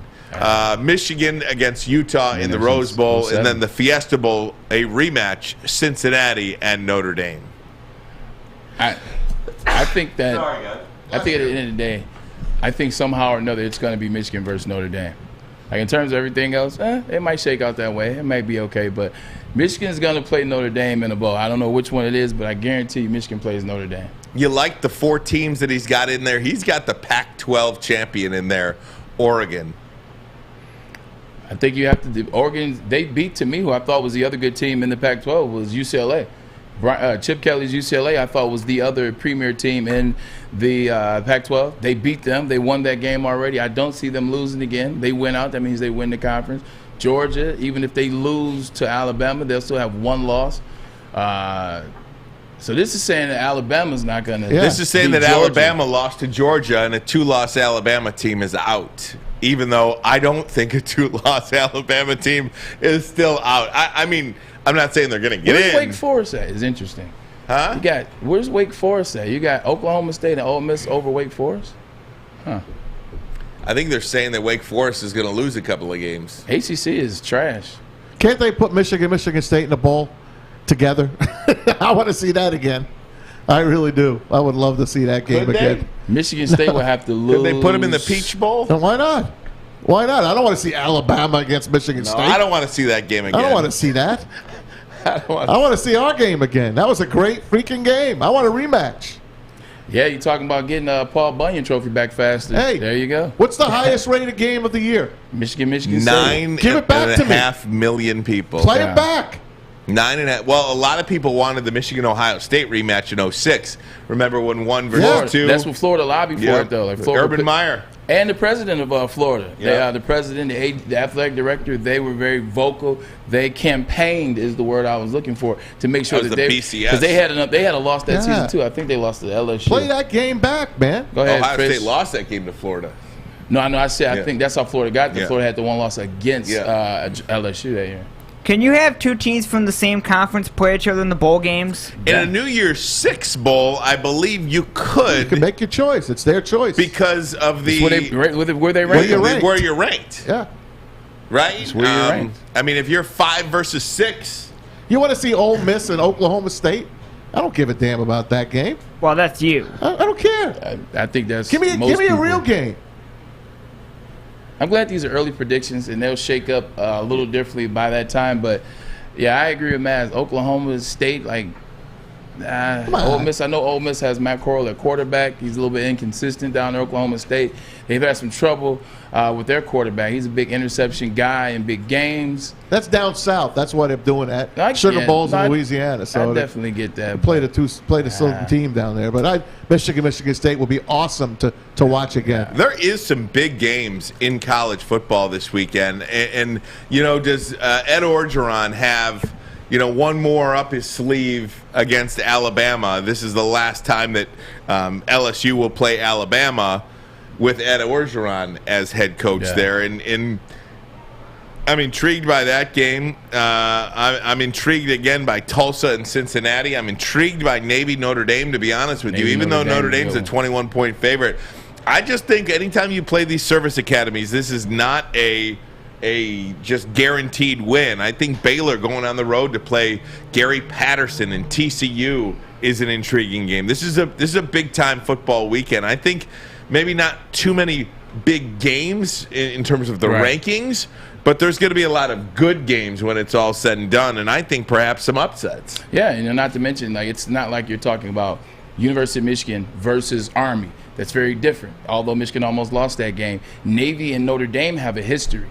Michigan Army don't. Navy has a history with Notre Dame. Navy has a bunch of almost wins, and they have some wins against Notre Dame. So that's a rivalry type game. That's why I agree with you 100%. That's a game of interest for me as well this week. You look at what's on the line for Notre Dame. You look at what they're trying to accomplish. They only have one loss. Their one loss is to an undefeated Cincinnati. They're trying to do what Michigan basically is trying to do. They're trying to sneak up the ladder. They're trying to be off the radar, get some wins, and then when you look up, you're going to see Notre Dame 11-1. You're going to be like, whoa. How's Notre Dame 11-1? They're trying to do the same thing, and this is a big test and a big step in that direction against Navy. In fact, there's only one game this week that features two ranked teams playing against each other. That's number 13 Auburn at number 14 Texas A&M. Yeah. Other than that, there's no rank versus rank this weekend, which going into the weekend you're not that excited about. But again, I could name you 5 games right now that could go a different way. I think Notre Dame could lose. I think Notre Dame could lose to Navy. I think Michigan could lose to Indiana. I'm just going to say that right now. I don't think it will happen, but it's possible. Why are you saying it then? Because I think it's possible. I'm not sure how Michigan's going to respond. It's possible that anyone could win. Now look, can I reserve the right to change my mind on this? I'll tell you in the first 5 minutes of the game whether I think that's going to happen. Okay. But until those 5 minutes are played, I really don't know. I think Purdue could easily beat Michigan State this week. That's a toss-up. Going back to what you said about Texas A&M, and not to cut you off. Yeah. Keep an eye on Texas A&M and Auburn, because that's a good game for Alabama. Alabama lost to Texas A&M, so Alabama is excited that they're ranked 14. Alabama wants them to continue rolling so that it makes their loss even look better against them. So that's a big one for them. But to your point, I can see it as well, because traditionally, and we are talking traditionally, Michigan is a different football team right now, but traditionally under Harbaugh, Michigan has struggled against Indiana. Indiana has 1 win, I want to say, and they have about 4 almost wins. Remember that overtime, like that 7 overtime when the game? quarterback could have won in the last play in regulation. Yep. They know where he was throwing the ball to. Got in overtime. Different team then. And 100%, but they lost last year. Like Michigan lost last year to Indiana. Indiana's played with 4 different quarterbacks this year. Some of them have played well, some of them played bad. But they've also played a lot of good teams this year as well. You look at who Indiana has lost to. It's like the who's who of pretty decent teams in college football. No question. Including Michigan State, including Ole Miss. So looking at that, I'm like, hey, I can understand why Ryan Armani would make a comment like that. That didn't come out of left field. That's a backed comment. Yeah, I mean it's not. He's just nervous. They lost to number 8. It's a nervous Nelly. No, they lost to number 18 Cincinnati, or excuse me, number 18 Iowa, number 8 Cincinnati, number 4 Penn State, number 10 Michigan State, Cincinnati. number 5. Well, just when they played them. Oh, okay, number 5 Ohio State. Those are all the teams that they lost to. Now they lost at Maryland as well, but it is what it is. I'll let you know 5 minutes into the game how I feel about the Michigan Wolverines. We'll okay, wait. That's all. We can wait till 7:40. So we're going to do our picks coming up in about 12 minutes from now. We'll get back into that. We could revisit some Aaron Rodgers. We could. How about our Super Bowl picks? Oh, look at Maz on it, man. Good job, Maz. There's only 100. That's right. Let's see, how many days are left? 100 days to the Super Bowl. 100 days to the That's Super right. Bowl in LA. I don't have an updated rundown. That's why. Aha. Aha. Look at that. Okay. Thank you very much. We'll do that next. Our updated Super Bowl There we go. projections. Armani and Edwards. Woodward Sports Network, the bottom line. Fellas, football season is here. It's time to make your grooming experience easy like Sunday morning. Get to Lady Jane's Haircuts for Men. Walk in, relax, watch your favorite team play, and before you know it, your hair will be game ready. Get to Lady Jane's, open 10 to 8, 7 days a week. Walk in anytime. It's wicked awesome. Make sure you download the Woodward Sports app in the App Store and the Google Play Store today. Take Woodward Sports with you wherever you go and listen live on your phone or mobile device. Everybody wants a job, but people that are in the know, want a career. You want a career to build yourself around. You want a career because that's when you can get a family. That's when you can take care of the people that you love. Well, guess what? Get a career in the industry that is always essential. That's right. I'm talking about the heating and cooling industry. Right now, visit northwesterntech.edu and you can find out just how you can start off with $77,000 as soon as you finish that degree. Right now, that's northwesterntech.edu. Hey, gang, let's jump into some NFL talk if we could. 100 days from today is the Super Bowl. Super Bowl. My favorite day of the year. Really? Absolutely. Are you kidding me? I love Super Sunday. I live for Super Sunday. Halloween and I Super live Bowl. for Super I love it. Sunday. Halloween and Super Bowl. I got to remember that. What do you do? What's your tradition on Super Bowl Sunday? What Nobody's do you do? allowed over. We go to church. Paint me a picture. Go to church, have a little breakfast, hang out. My wife and my daughters and me. Grandma will come over later. We're invited to 100 parties. I go to none. We have our own little party. Grandma Aunt Duly Grace noted. used to come over. God rest her soul. That's it. My brother-in-law might pop over if he's awake. And, I relax all day. I don't really watch a lot of the pregame. I'm not into all that pregame stuff.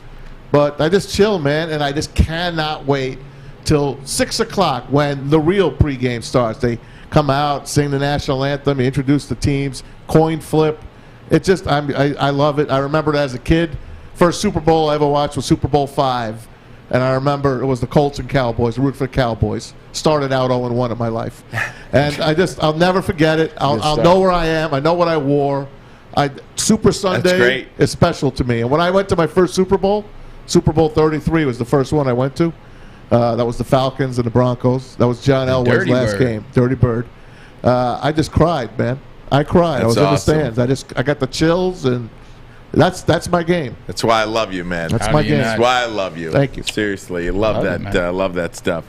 But we made preseason Super Bowl picks, and because I feel like this is the midway point of the season, I want to go back and revisit that and update them if possible. Okay. So I'll start. My Super Bowl pick before the season started was Tampa Bay over Kansas City. Now that's changing.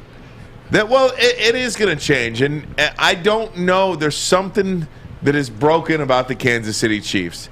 I have been waiting and waiting and waiting and waiting for them to turn it on, and I don't think they can turn it on like the light switch. We used to say that about the Detroit Pistons. If it ain't rough, it ain't right. Yeah. Remember the going to work Pistons, and then they flip a switch and they turn it on. At some point, that switch was able to be left off. Yes. Yeah. And I don't know. So I have revised my Super Bowl pick. I think in the AFC, the clear pick to make the Super Bowl is the Buffalo Bills. And I'm not even sure who the second team is. You could say Baltimore. I mean, if you look at the top teams in the AFC Vegas. Right now, top teams in the AFC, Tennessee, Vegas, Baltimore, Buffalo, Cincinnati, Pittsburgh. Those are the does any one of those teams, do you think, could beat the Buffalo Bills? I do not. And one team that I did not mention, which I did earlier, which I do think could challenge Buffalo in a game, is the Indianapolis Colts. Do they get in? We'll see. I would never trust Carson Wentz in a big game, but I believe Buffalo is the clear favorite in the AFC. And then in the NFC, you could throw a dart at one of 5 teams. The Packers, the Cardinals, the Rams, the Cowboys, or the Bucks. Throw a dart.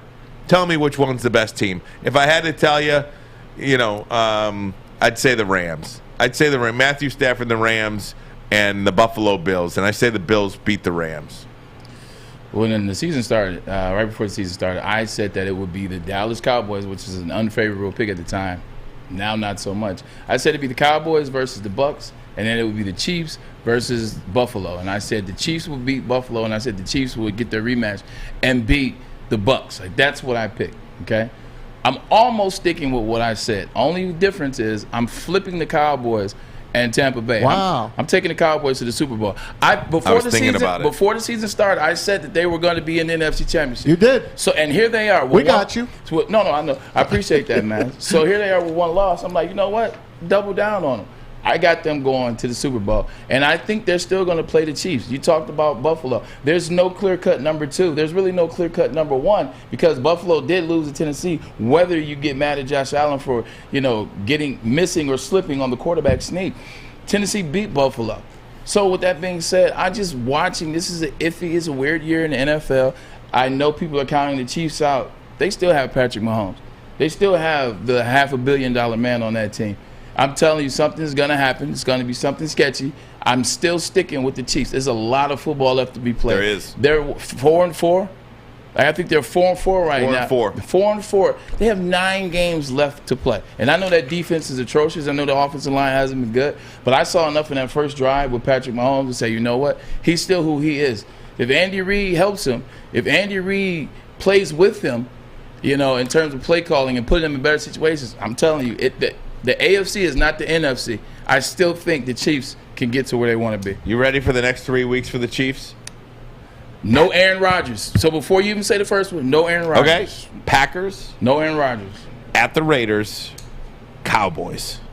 Okay. That will show you all you need to show, because that will let them We're going to learn real quick. And that will let them get back on track very fast. Like, you can look at them, and in 3 weeks, to your point, you can look at 3 weeks later, as we're now 11 games in, you can say, man, they just beat the Raiders, they just beat the Packers, and they just beat the Cowboys. They just beat the team I think that's going to the Super Bowl at the NFC. I'm telling you, watch out. Patrick Mahomes, still Patrick Mahomes.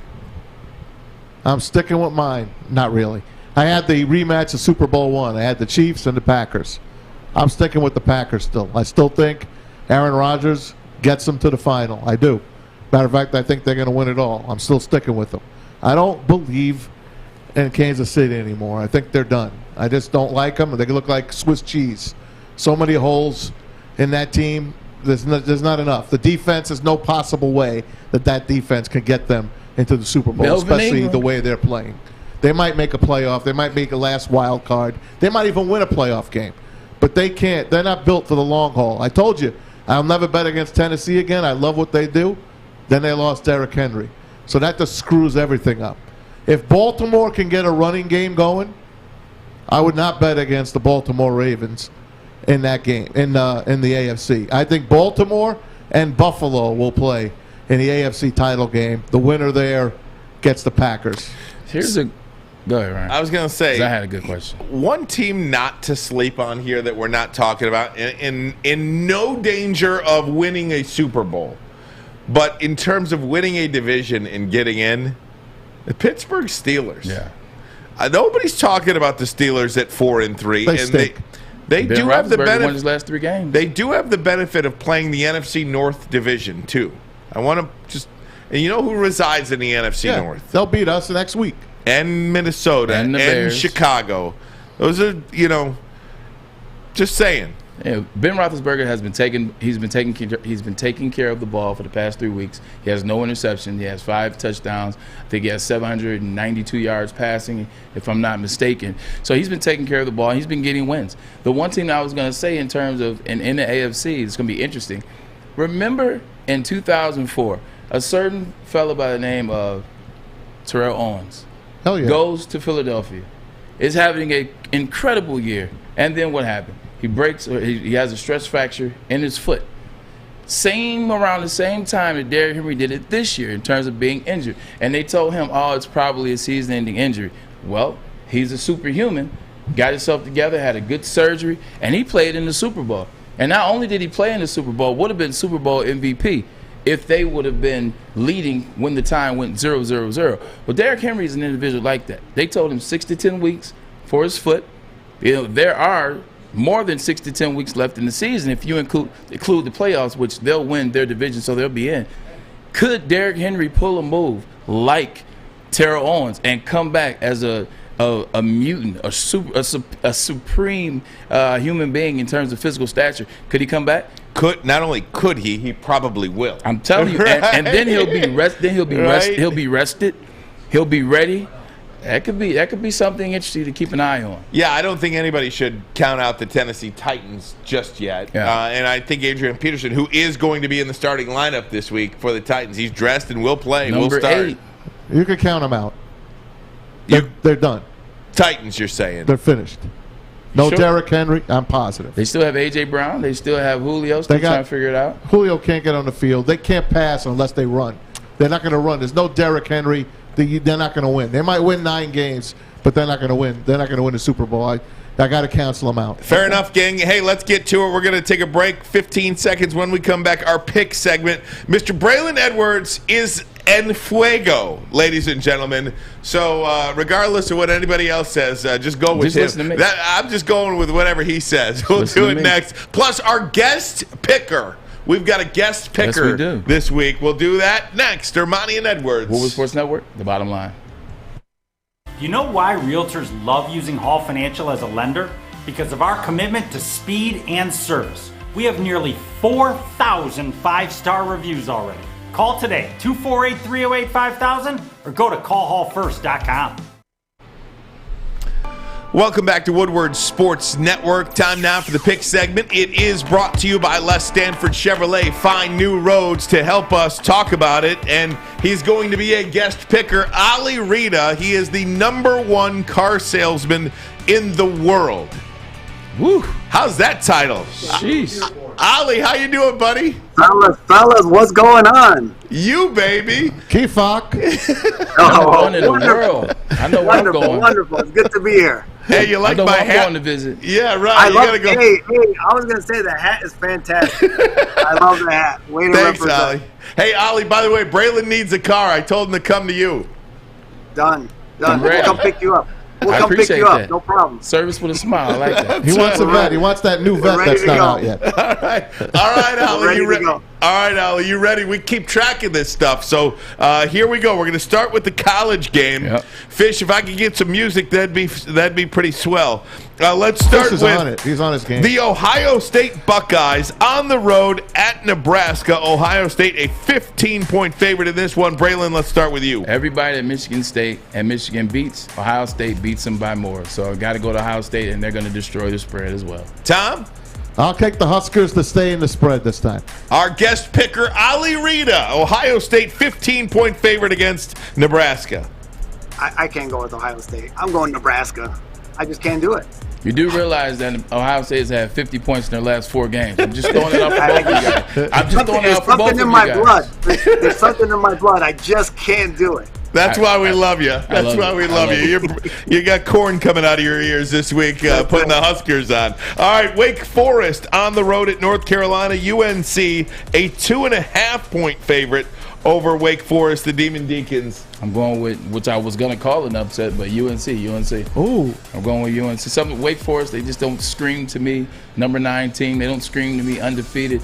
And don't forget, UNC was in the 10th spot when the season started. So that means they have players on their team. They just haven't put it together. Mac Brown gets the win. Maz? They got the future Lions quarterback, don't they?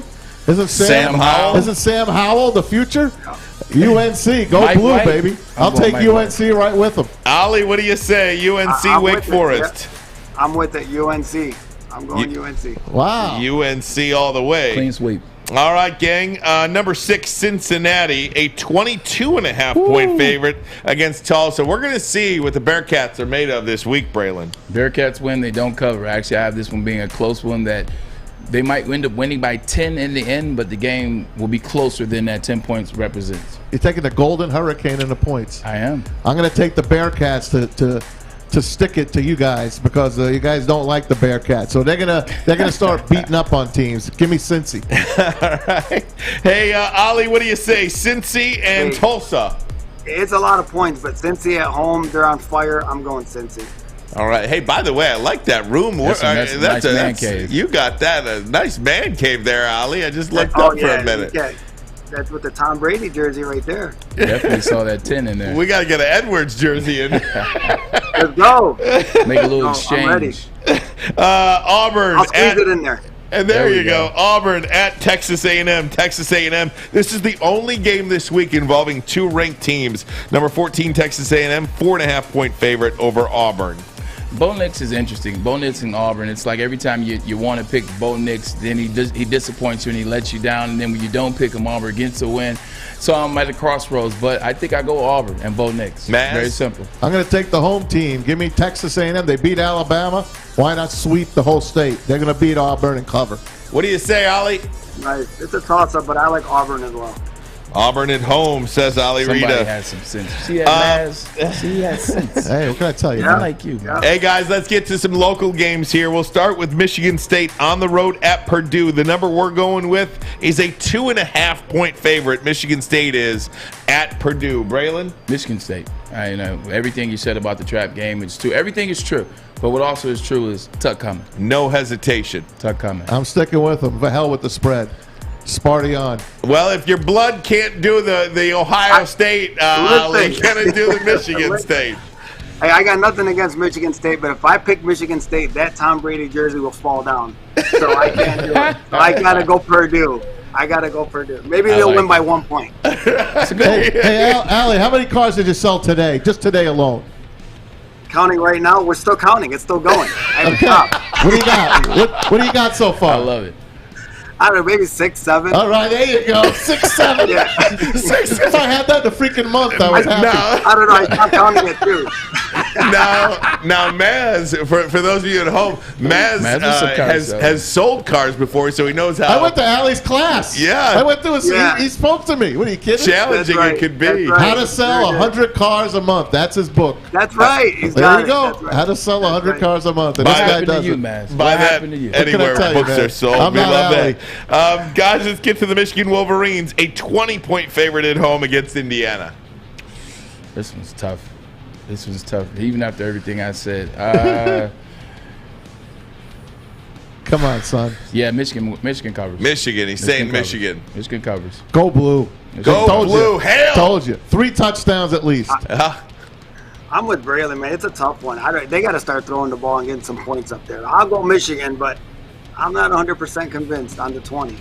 The only reason I was really what's the word I'm looking for? I was careful with the pick there is because he did throw for 385, but a lot of that was underneath, and then it was yards after catch. It was a lot of yards in that game against Michigan State. So it can be deceiving, but I'm gonna stand my ground, like I told someone else to do early in the show. Stand and be on your stance. Say it out loud. Michigan will cover.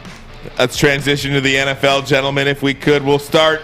I love those NFL logos. Battle of Ohio right there. The Cleveland Browns on the road at Cincinnati. Let's change it up. Let's go, Ali Rita. Let's go you first. Man, I think I'm going to go Cincy on this one. I think after last week they got beat by my man Robert Saleh. I think they might bounce back there. How many cards did Robert Saleh buy from you? You know what? He still buys his cards from me, so there's a good half a dozen. I love it. Maz? Bengals at home. The Browns are a mess. Give me the Bengals at home. Braylon, I want your NFL picks to be last so everybody can wait for them. I appreciate that, man. You know what I'm saying? Thank you for putting me on that pedestal, if you will. Both teams are a mess right now, but Bengals less such. If you look what the Bengals did after they lost to the Packers, they came back and they beat the snot out of the Detroit Lions. I think the same thing happens this week. They lost last week to the Jets. They're going to come back and beat the snot out of the Cleveland Browns. The Denver Broncos on the road at Dallas. Dallas a 10-point favorite. Dak Prescott will start and play. No hesitation in this one. Ali. Hey, Dak is back. They're on fire, bro. I got to go with Dallas on this one. They're on fire. Maz. I like Dallas to win, but I like Denver to cover the 10. I like Dallas. I'll take it a step further. Ali, he's not back. He's at a level that he's never been before. He surpassed that backness, so got to stick with the Cowboys. Love it. Vikings on the road at Baltimore. Baltimore a 6-point favorite over Minnesota. Ali. Baltimore. I think they win easily cover that 6. Absolutely. Maz? This is the battle of the purples, huh? There you go. The purple and gold against the purple and the black. I'll take the Vikings and the points. I think they're going to be in this game right to the end. There you go, Bray. I got the Vikings to win this one. I think this will be an upset. I think Kirk Cousins. I think Dalvin Cook. See, I'm glad you agree with me. Dalvin Cook. I am. I learn sometimes. Dalvin Cook is back. He's operating at a better level. It seems like he has his rhythm and his cadence back. Look for Adam Thielen as well as Kirk Cousins have a big one. This one swung 8 points in the spread. It went from Packers -1 to Chiefs -7.5 with the news that Aaron Rodgers will not play. Packers at the Chiefs. Ali, we'll start with you. No A-Rod, gotta go Chiefs. Chiefs turn it on. Maz? Hell, man, if the Giants can play with the Chiefs, you don't think the Packers could play with the Chiefs? Jordan Love. I don't care if you're quarterbacking them. Give me Green Bay and the points all day long. Oh, I think Braylon. I think I know which way you're going with this. This is the easy one, man. It's Chiefs all day. I don't even have to give a reason why. It's the Chiefs. Chiefs all day. All right, guys, 2 more to go. Cards at 49ers, a pick'em. Arizona at 7-1, a pick'em on the road. That's usually a little fishy there, Ollie. Yeah, I know. I'm second guessing this one. I'm still gonna go with the Cards though. Got to do it. I mean, you can't. No, you don't. You can't not. You can't not. Matt's going to pick the 49ers. He picks 49ers every week. I'm taking the Niners at home. They win this game. I'm going to guarantee you. You take the 49ers every week. Not guaranteed. Just like Ollie's going to sell another 7 cars before 5 o'clock. Well, I'll raise your guarantee. I'll see your guarantee, and I'll raise you a guarantee they win by 21. The Cardinals win by 3 touchdowns, you're saying. All right, Kyler guys. Murray's banged up. Final game on the board. San Francisco's Adrian Peterson in the starting lineup for the Tennessee Titans. Good. He'll replace Derrick Henry. Goes to the Rams. Matt Stafford in L.A., a 7.5-point favorite over the Titans. Ollie, what do you say? I'm a Matt Stafford fan, but I don't know if they're going to cover, so I'm going to go with the Titans on this one. Maz? Rams will win. Titans will cover. I'm with Allie. Bray? Yeah, I'm with Maz. Rams cover, Titans. I don't know, because I'm just waiting for Matt Stafford to be Matt Stafford. It's a Sunday night Aren't we game. waiting? They're I'm usually waiting close. for Matt Stafford to have a Stafford moment. I'm waiting for it. I'm going with the Titans. There you go. I'm going with the Titans and Adrian Peterson and Julio and A.J. Brown. I'm sticking with Ryan Tannehill. Titans. Ollie, this has been fun.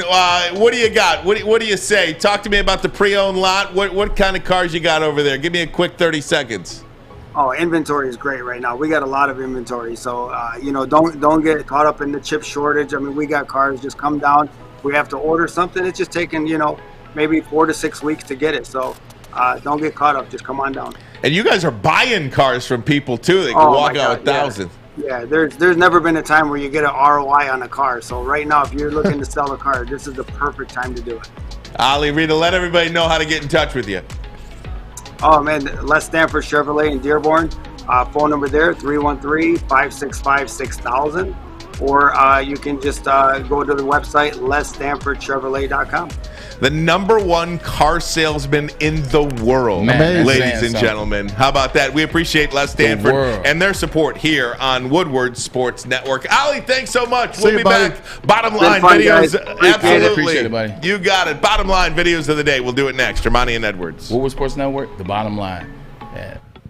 Okay, you thirsty little spin goblins. I want you to pedal into the next dimension. Spin it! Spin! Spin! Uh-oh! Carmen's falling behind. Let's give her the hiss of shame. Spin! Spin! Spin till you bleed! Don't ride the bike of shame. Come to Planet Fitness and find your own lane with tons of equipment, free fitness training, and no hissing. Join today for just $10 a month. Hey guys, want to let you know that Guardian Alarm gets it. We all know that if offense wins games, defense wins championships. Well, let Guardian Alarm be the championship defender of your home, okay? They want to help you. They want you to look good in front of your wife and your family. Guardian Alarm has state-of-the-art technology that helps you feel safe, 24/7 local monitoring, convenient features, let you check in on your home, control your lights, your temperatures, detect smoke and carbon monoxide. They'll even let you lock and unlock your doors. Don't be a fool. Okay? Call them today. The yellow and black. Guardian Alarm. You ready for it, guys? I'm You ready. want to call the number? Ready. You ready for it? I was staring at it. 1-800-STAY-OUT. That number again, 1-800-STAY-OUT. Guardian Alarm, your local security experts for over 90 years. Stay out! It's like when I look at the Guardian Shield, like I can just imagine like Greg Lloyd and Jack Lambert and and the steel curtain of the 70s and the great defense of the 90s just being outside your door protecting your home, man. That would be great. All right. That would be great. Hey, before we get to videos of the day, I just want to show if the playoffs in the NFL started today, I'm going to let Sawyer get that graphic for us. If they started today, these are the matchups, guys. Check them out. Number one seed. Read them a week. Okay. I will be great. Number one seeds in each round. Remember, the format changed last year. Throw that back up. Oh, here we go. Sorry, it's back here. My bad. The number one seed in each division, or excuse me, in each conference, the Titans and the Packers. And then the wild card rounds are as follows in the AFC. 2 versus 7. Oakland and look at that. The Raiders and the Chargers. San Diego and Oakland. Yeah, right. San Diego to Oakland, LA and Las Vegas, Pittsburgh and Baltimore, the Cincinnati Bengals and Buffalo Bills. On the NFC side, how about the 4-5 matchup? The LA Rams and the Tampa Bay Bucks, the Dallas Cowboys and the New Orleans Saints in the 3-6 matchup, and then the 7-2 How'd the Panthers seed. get in there? Well, they're the 7 seed right now. Yeah, against the 2 seed Arizona Cardinals. It was like that extra playoff team, right? Yeah. Cowboys would beat the brakes off this. Hey, you know what else we were remiss doing? We talked to Aaron Rodgers all day today. We got some great memes out there. I put 3 up here. We're going to do them one at a time. Check these memes out from the Aaron Rodgers fallout of him not getting a vaccine. Check that out there, Braylon. Did you ever do that before? So great. No, it's like the Wizinator. Remember the Wizinator? I was just about this. I just was fixing my mouth to say Ontario Smith. Ontario Smith in the movie. How great was that? Look at this one. Yes, I'm vaccinated against COVID, right? Against COVID, right? Look at that big smile. That's so funny. It's great. And this one I love. I love this one. Aaron Rodgers showing the Packers his vaccination card. Somebody did that in NHL. Who had the fake? Who had the fake card? Patrick Kane or Evander Kane? Evander Kane. Sharks. That's who it was. Yeah, that's so good. And everybody on the text on the YouTube chat saying "Stay out, stay out." Black and yellow next week. They want one of these 2 players caught something this week. The other is Odell Beckham Jr. Oh my gosh, that's tough. That's so great. You gotta love the memes. That's funny. Good. What do you say, Maz? Hey, I started off with our favorite, and Braylon laughed yesterday. As soon as he leaves, we always talk about Gus Johnson. As soon as he leaves, he writes me a text. Maz, Fox is listening to us because now they're starting to put out some dailies on Gus. So I'm just going to call this Gus. Mayfield winds up down the field. Hollywood! Touchdown! Yes. Sooners! 77 yards! Hollywood Brown. Who is this kid? Who is he? Where'd he come from? Starting receiver. He was a junior college transfer from the College of the Canyons. That's where he came from. But he originated out of Hollywood, Florida. So great. He's so good. Who's better than Gus Johnson? He's fun. What has Baker Mayfield ever done outside the realm of surrounded by talent? What has he done to show you? Braylon, out of curiosity. I will tell you, as somebody who has a little Baker Mayfield in him himself, right? Somebody who just surrounds himself with talent, and it makes me look better every single day. That's all you can do. It's like Samar J.P. Ryan, it's Right. C.D. Lamb, it's Hollywood Brown, it gets to the NFL, Nick Chubb and Kareem Hunt and Jarvis Landry and Njoku. But then when he doesn't have those guys, struggles. The problem with Baker Mayfield is that he couldn't make it seem, and I mean this in all sincerity, I fully love to give the credit to people that I work with, because I know and Baker can do this too, I'm only as good as everybody else. All right. If everybody, all of us are like all that. of us are, but only few of us recognize that. If in life, right? Like if Baker Mayfield thinks he's better a better quarterback in the Cleveland Browns without OBJ, he's wrong. He is. And that's a flaw that he has. But do you really think he did all? You think he pulled all the strings? Yes, I think he's that cocky. Why? Cocky. I mean, why would he? I just think that somewhere along the line, somebody told Baker Mayfield he was too short. Lack of awareness. And he never got over that. Short man Somebody syndrome? told him he was too short. Somebody told him he didn't have what it took. And he's proven them wrong. He's proven them completely wrong. But at the same time, I don't think he's let go of that.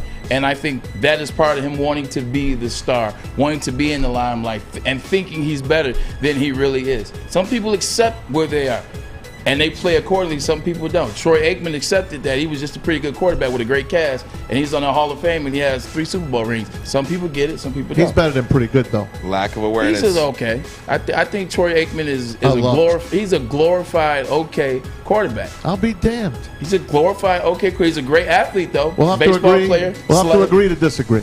I mean, what did he do that was special? He threw for 210 Watch yards his 30 a game. for 30. You said what? Watch his 30 for 30. I know he went to Watch his UCLA, football played life. baseball. He threw for 210 yards a game. He had Emmitt Smith in the backfield, Alvin Harper, Jay Novacek, and Michael Irvin on the other side. I got you. Hall of Famers. Yeah. What else you got, Maz? This is a special Running weekend low. for me. Special weekend for me. It's the Breeders' Cup. Oh, you love the ponies. It's the Super Bowl of horse racing. It's 2 wonderful days out in California at Del Mar, where the surf meets the You turf. ever been there? I've never been there. God bless Love to go. Love the ponies. So this is the Super Bowl. They'll have 5 races today, all 2-year-old colts and fillies. Whoever wins that 2-year-old Colts race will be the favorite for the Derby coming up in May. That's how they make the Derby odds. Tomorrow, chock full of the best horses. They run for $7 million in the Classic. This was the Classic from 2019. Larry Colmus, who's really, really good. Let me see it. On the call. You got to listen. Gorgeous. On the outside, and he's storming toward the front runners now. Code of Honor is next, and Higher Power is closing on the outside. And it is McKenzie off the turn in front. Just listen to Larry here. Alongside. Here we go. These two at the 60th pole. Vino Rosso has taken the lead. Listen to that. And it's a vintage performance by Vino Rosso in the Breeders' Cup Classic. 7 million Vino Rosso. Maz, That was good. I haven't seen this much excitement out of you the whole show. I can't tell you. That was really good. If you're into horse racing and you're into this new series on Netflix called Bad Sport, where they talk about. Oh, yeah, I've seen that. Oh my God! Is there something on it? Yes, there's on something with. So basically, what Bad Sport is, it's a series where they talk about scandals. They talk about shaving points in college basketball. Yes. Bring it all on. I love all of that paying stuff. off referees. One of the shows, and I haven't watched this episode yet, is it deals with one of the breeders paid a hitman to take out. Like, it's sad for horses, but to take out championship caliber horses and like the top studs, he was taking them out. You gotta watch. I haven't watched it, but I know that that's what it's about. I don't know if I'd be able to watch that. They don't show the horses getting clipped, but it just talks about what he did and what he's willing to do. And I gotta watch that tonight. It's called Bad Sport, and there's 7 episodes, and that's the second to last episode. Back in the 80s, there was a horse named Swale. Big New York How horse. gorgeous was he? He was gorgeous. Big, gorgeous. Swell. He would have won it all. Swale. One day they find him dead in his stall. This might be a part of that. I guarantee you he is in part of this. that. Sick. The New York Daily News and the Post, they were all over it. Let me take you to 1989 now. Uh-oh. Thanks for doing this for me and letting me relive these great moments. Yes. This is Baseball. Sunday Silence against Easy Goer. I remember this. This is Tom Durkin, the greatest caller ever. Check it out. John has been tracking him all the way. Sunday Silence bracing for the Over it. oncoming power Listen. of Easy Goer. Listen to this Horse guy. right at his neck. I used to bowl with Tom The stage is set Durkin. Stop. 3 Yeah. furlongs to run in the Breeders' Cup Classic. Come Blushing on. John taking the lead, 3/8 of a mile out. It's Blushing John in front. Sunday Forget it. Silence Blushing on John's the done. outside, gearing up now. He's left Easy Goer. Sunday Silence was awesome. Look at him go. Here comes Easy Goer. Watch him late. Blushing John is under a hand ride. He leads by a length and a half. Come on, Ryan, ride it. Sunday I'm riding, Silence baby. up I'm in. I'm like dialed in. I'm Riding watching. dirty. I haven't made a comment because I'm watching. Right here. Go. Number 8. Number 8. Number 8. Now listen. Listen now. Let's go. Oh, Listen to that's Easy it. Goer. Look. Trying to fight back. Easy Goer Listen. with one. Oh shoot! That's number 1. He's got the 1 on. And he wins by a He needed another couple of lengths. Man. Too late, not enough. To win it. And Too late, not enough. Oh, Maz, this has been great. Thank you so much. Too What a late. great day out of you. I got the chills. I know. How do you not? How do you not? Goose Hey, Fish, great job out of you today. How about a round of applause for Sawyer today? Sawyer stepped in to Alex's spot and didn't miss a freaking beat. Sawyer, great freaking job, man. Awesome. This is how we build a network. When Don't guys forget come Grizzly in. Adams is here, too. You see Spence in the background. Spencer's in the background. Spencer, This is Grizzly how Adams. we build a network. Show Working yourselves. together. People out. Stick your head in there, People Sawyer. step up. People out. People step up. This is how we do it. Everybody, I love you. Brandon's going to take us out of here. Enjoy the games this weekend. Go Blue. Hey, man, enjoy Michigan State over Purdue. Enjoy Michigan over Indiana. It's been a great week. We've covered it all in the NFL, in the NBA. We even got some hockey in early in the week. This is what we do. We're having a blast. We appreciate your support as always. Hey, do me a favor. A friend that you haven't called in a while, call them up, see how he or she is doing. Guarantee they'd love to hear your call. I'm Edwards. That's Armani. We're Woodward Sports Network, and that's the bottom line, baby. Let them know about us, too.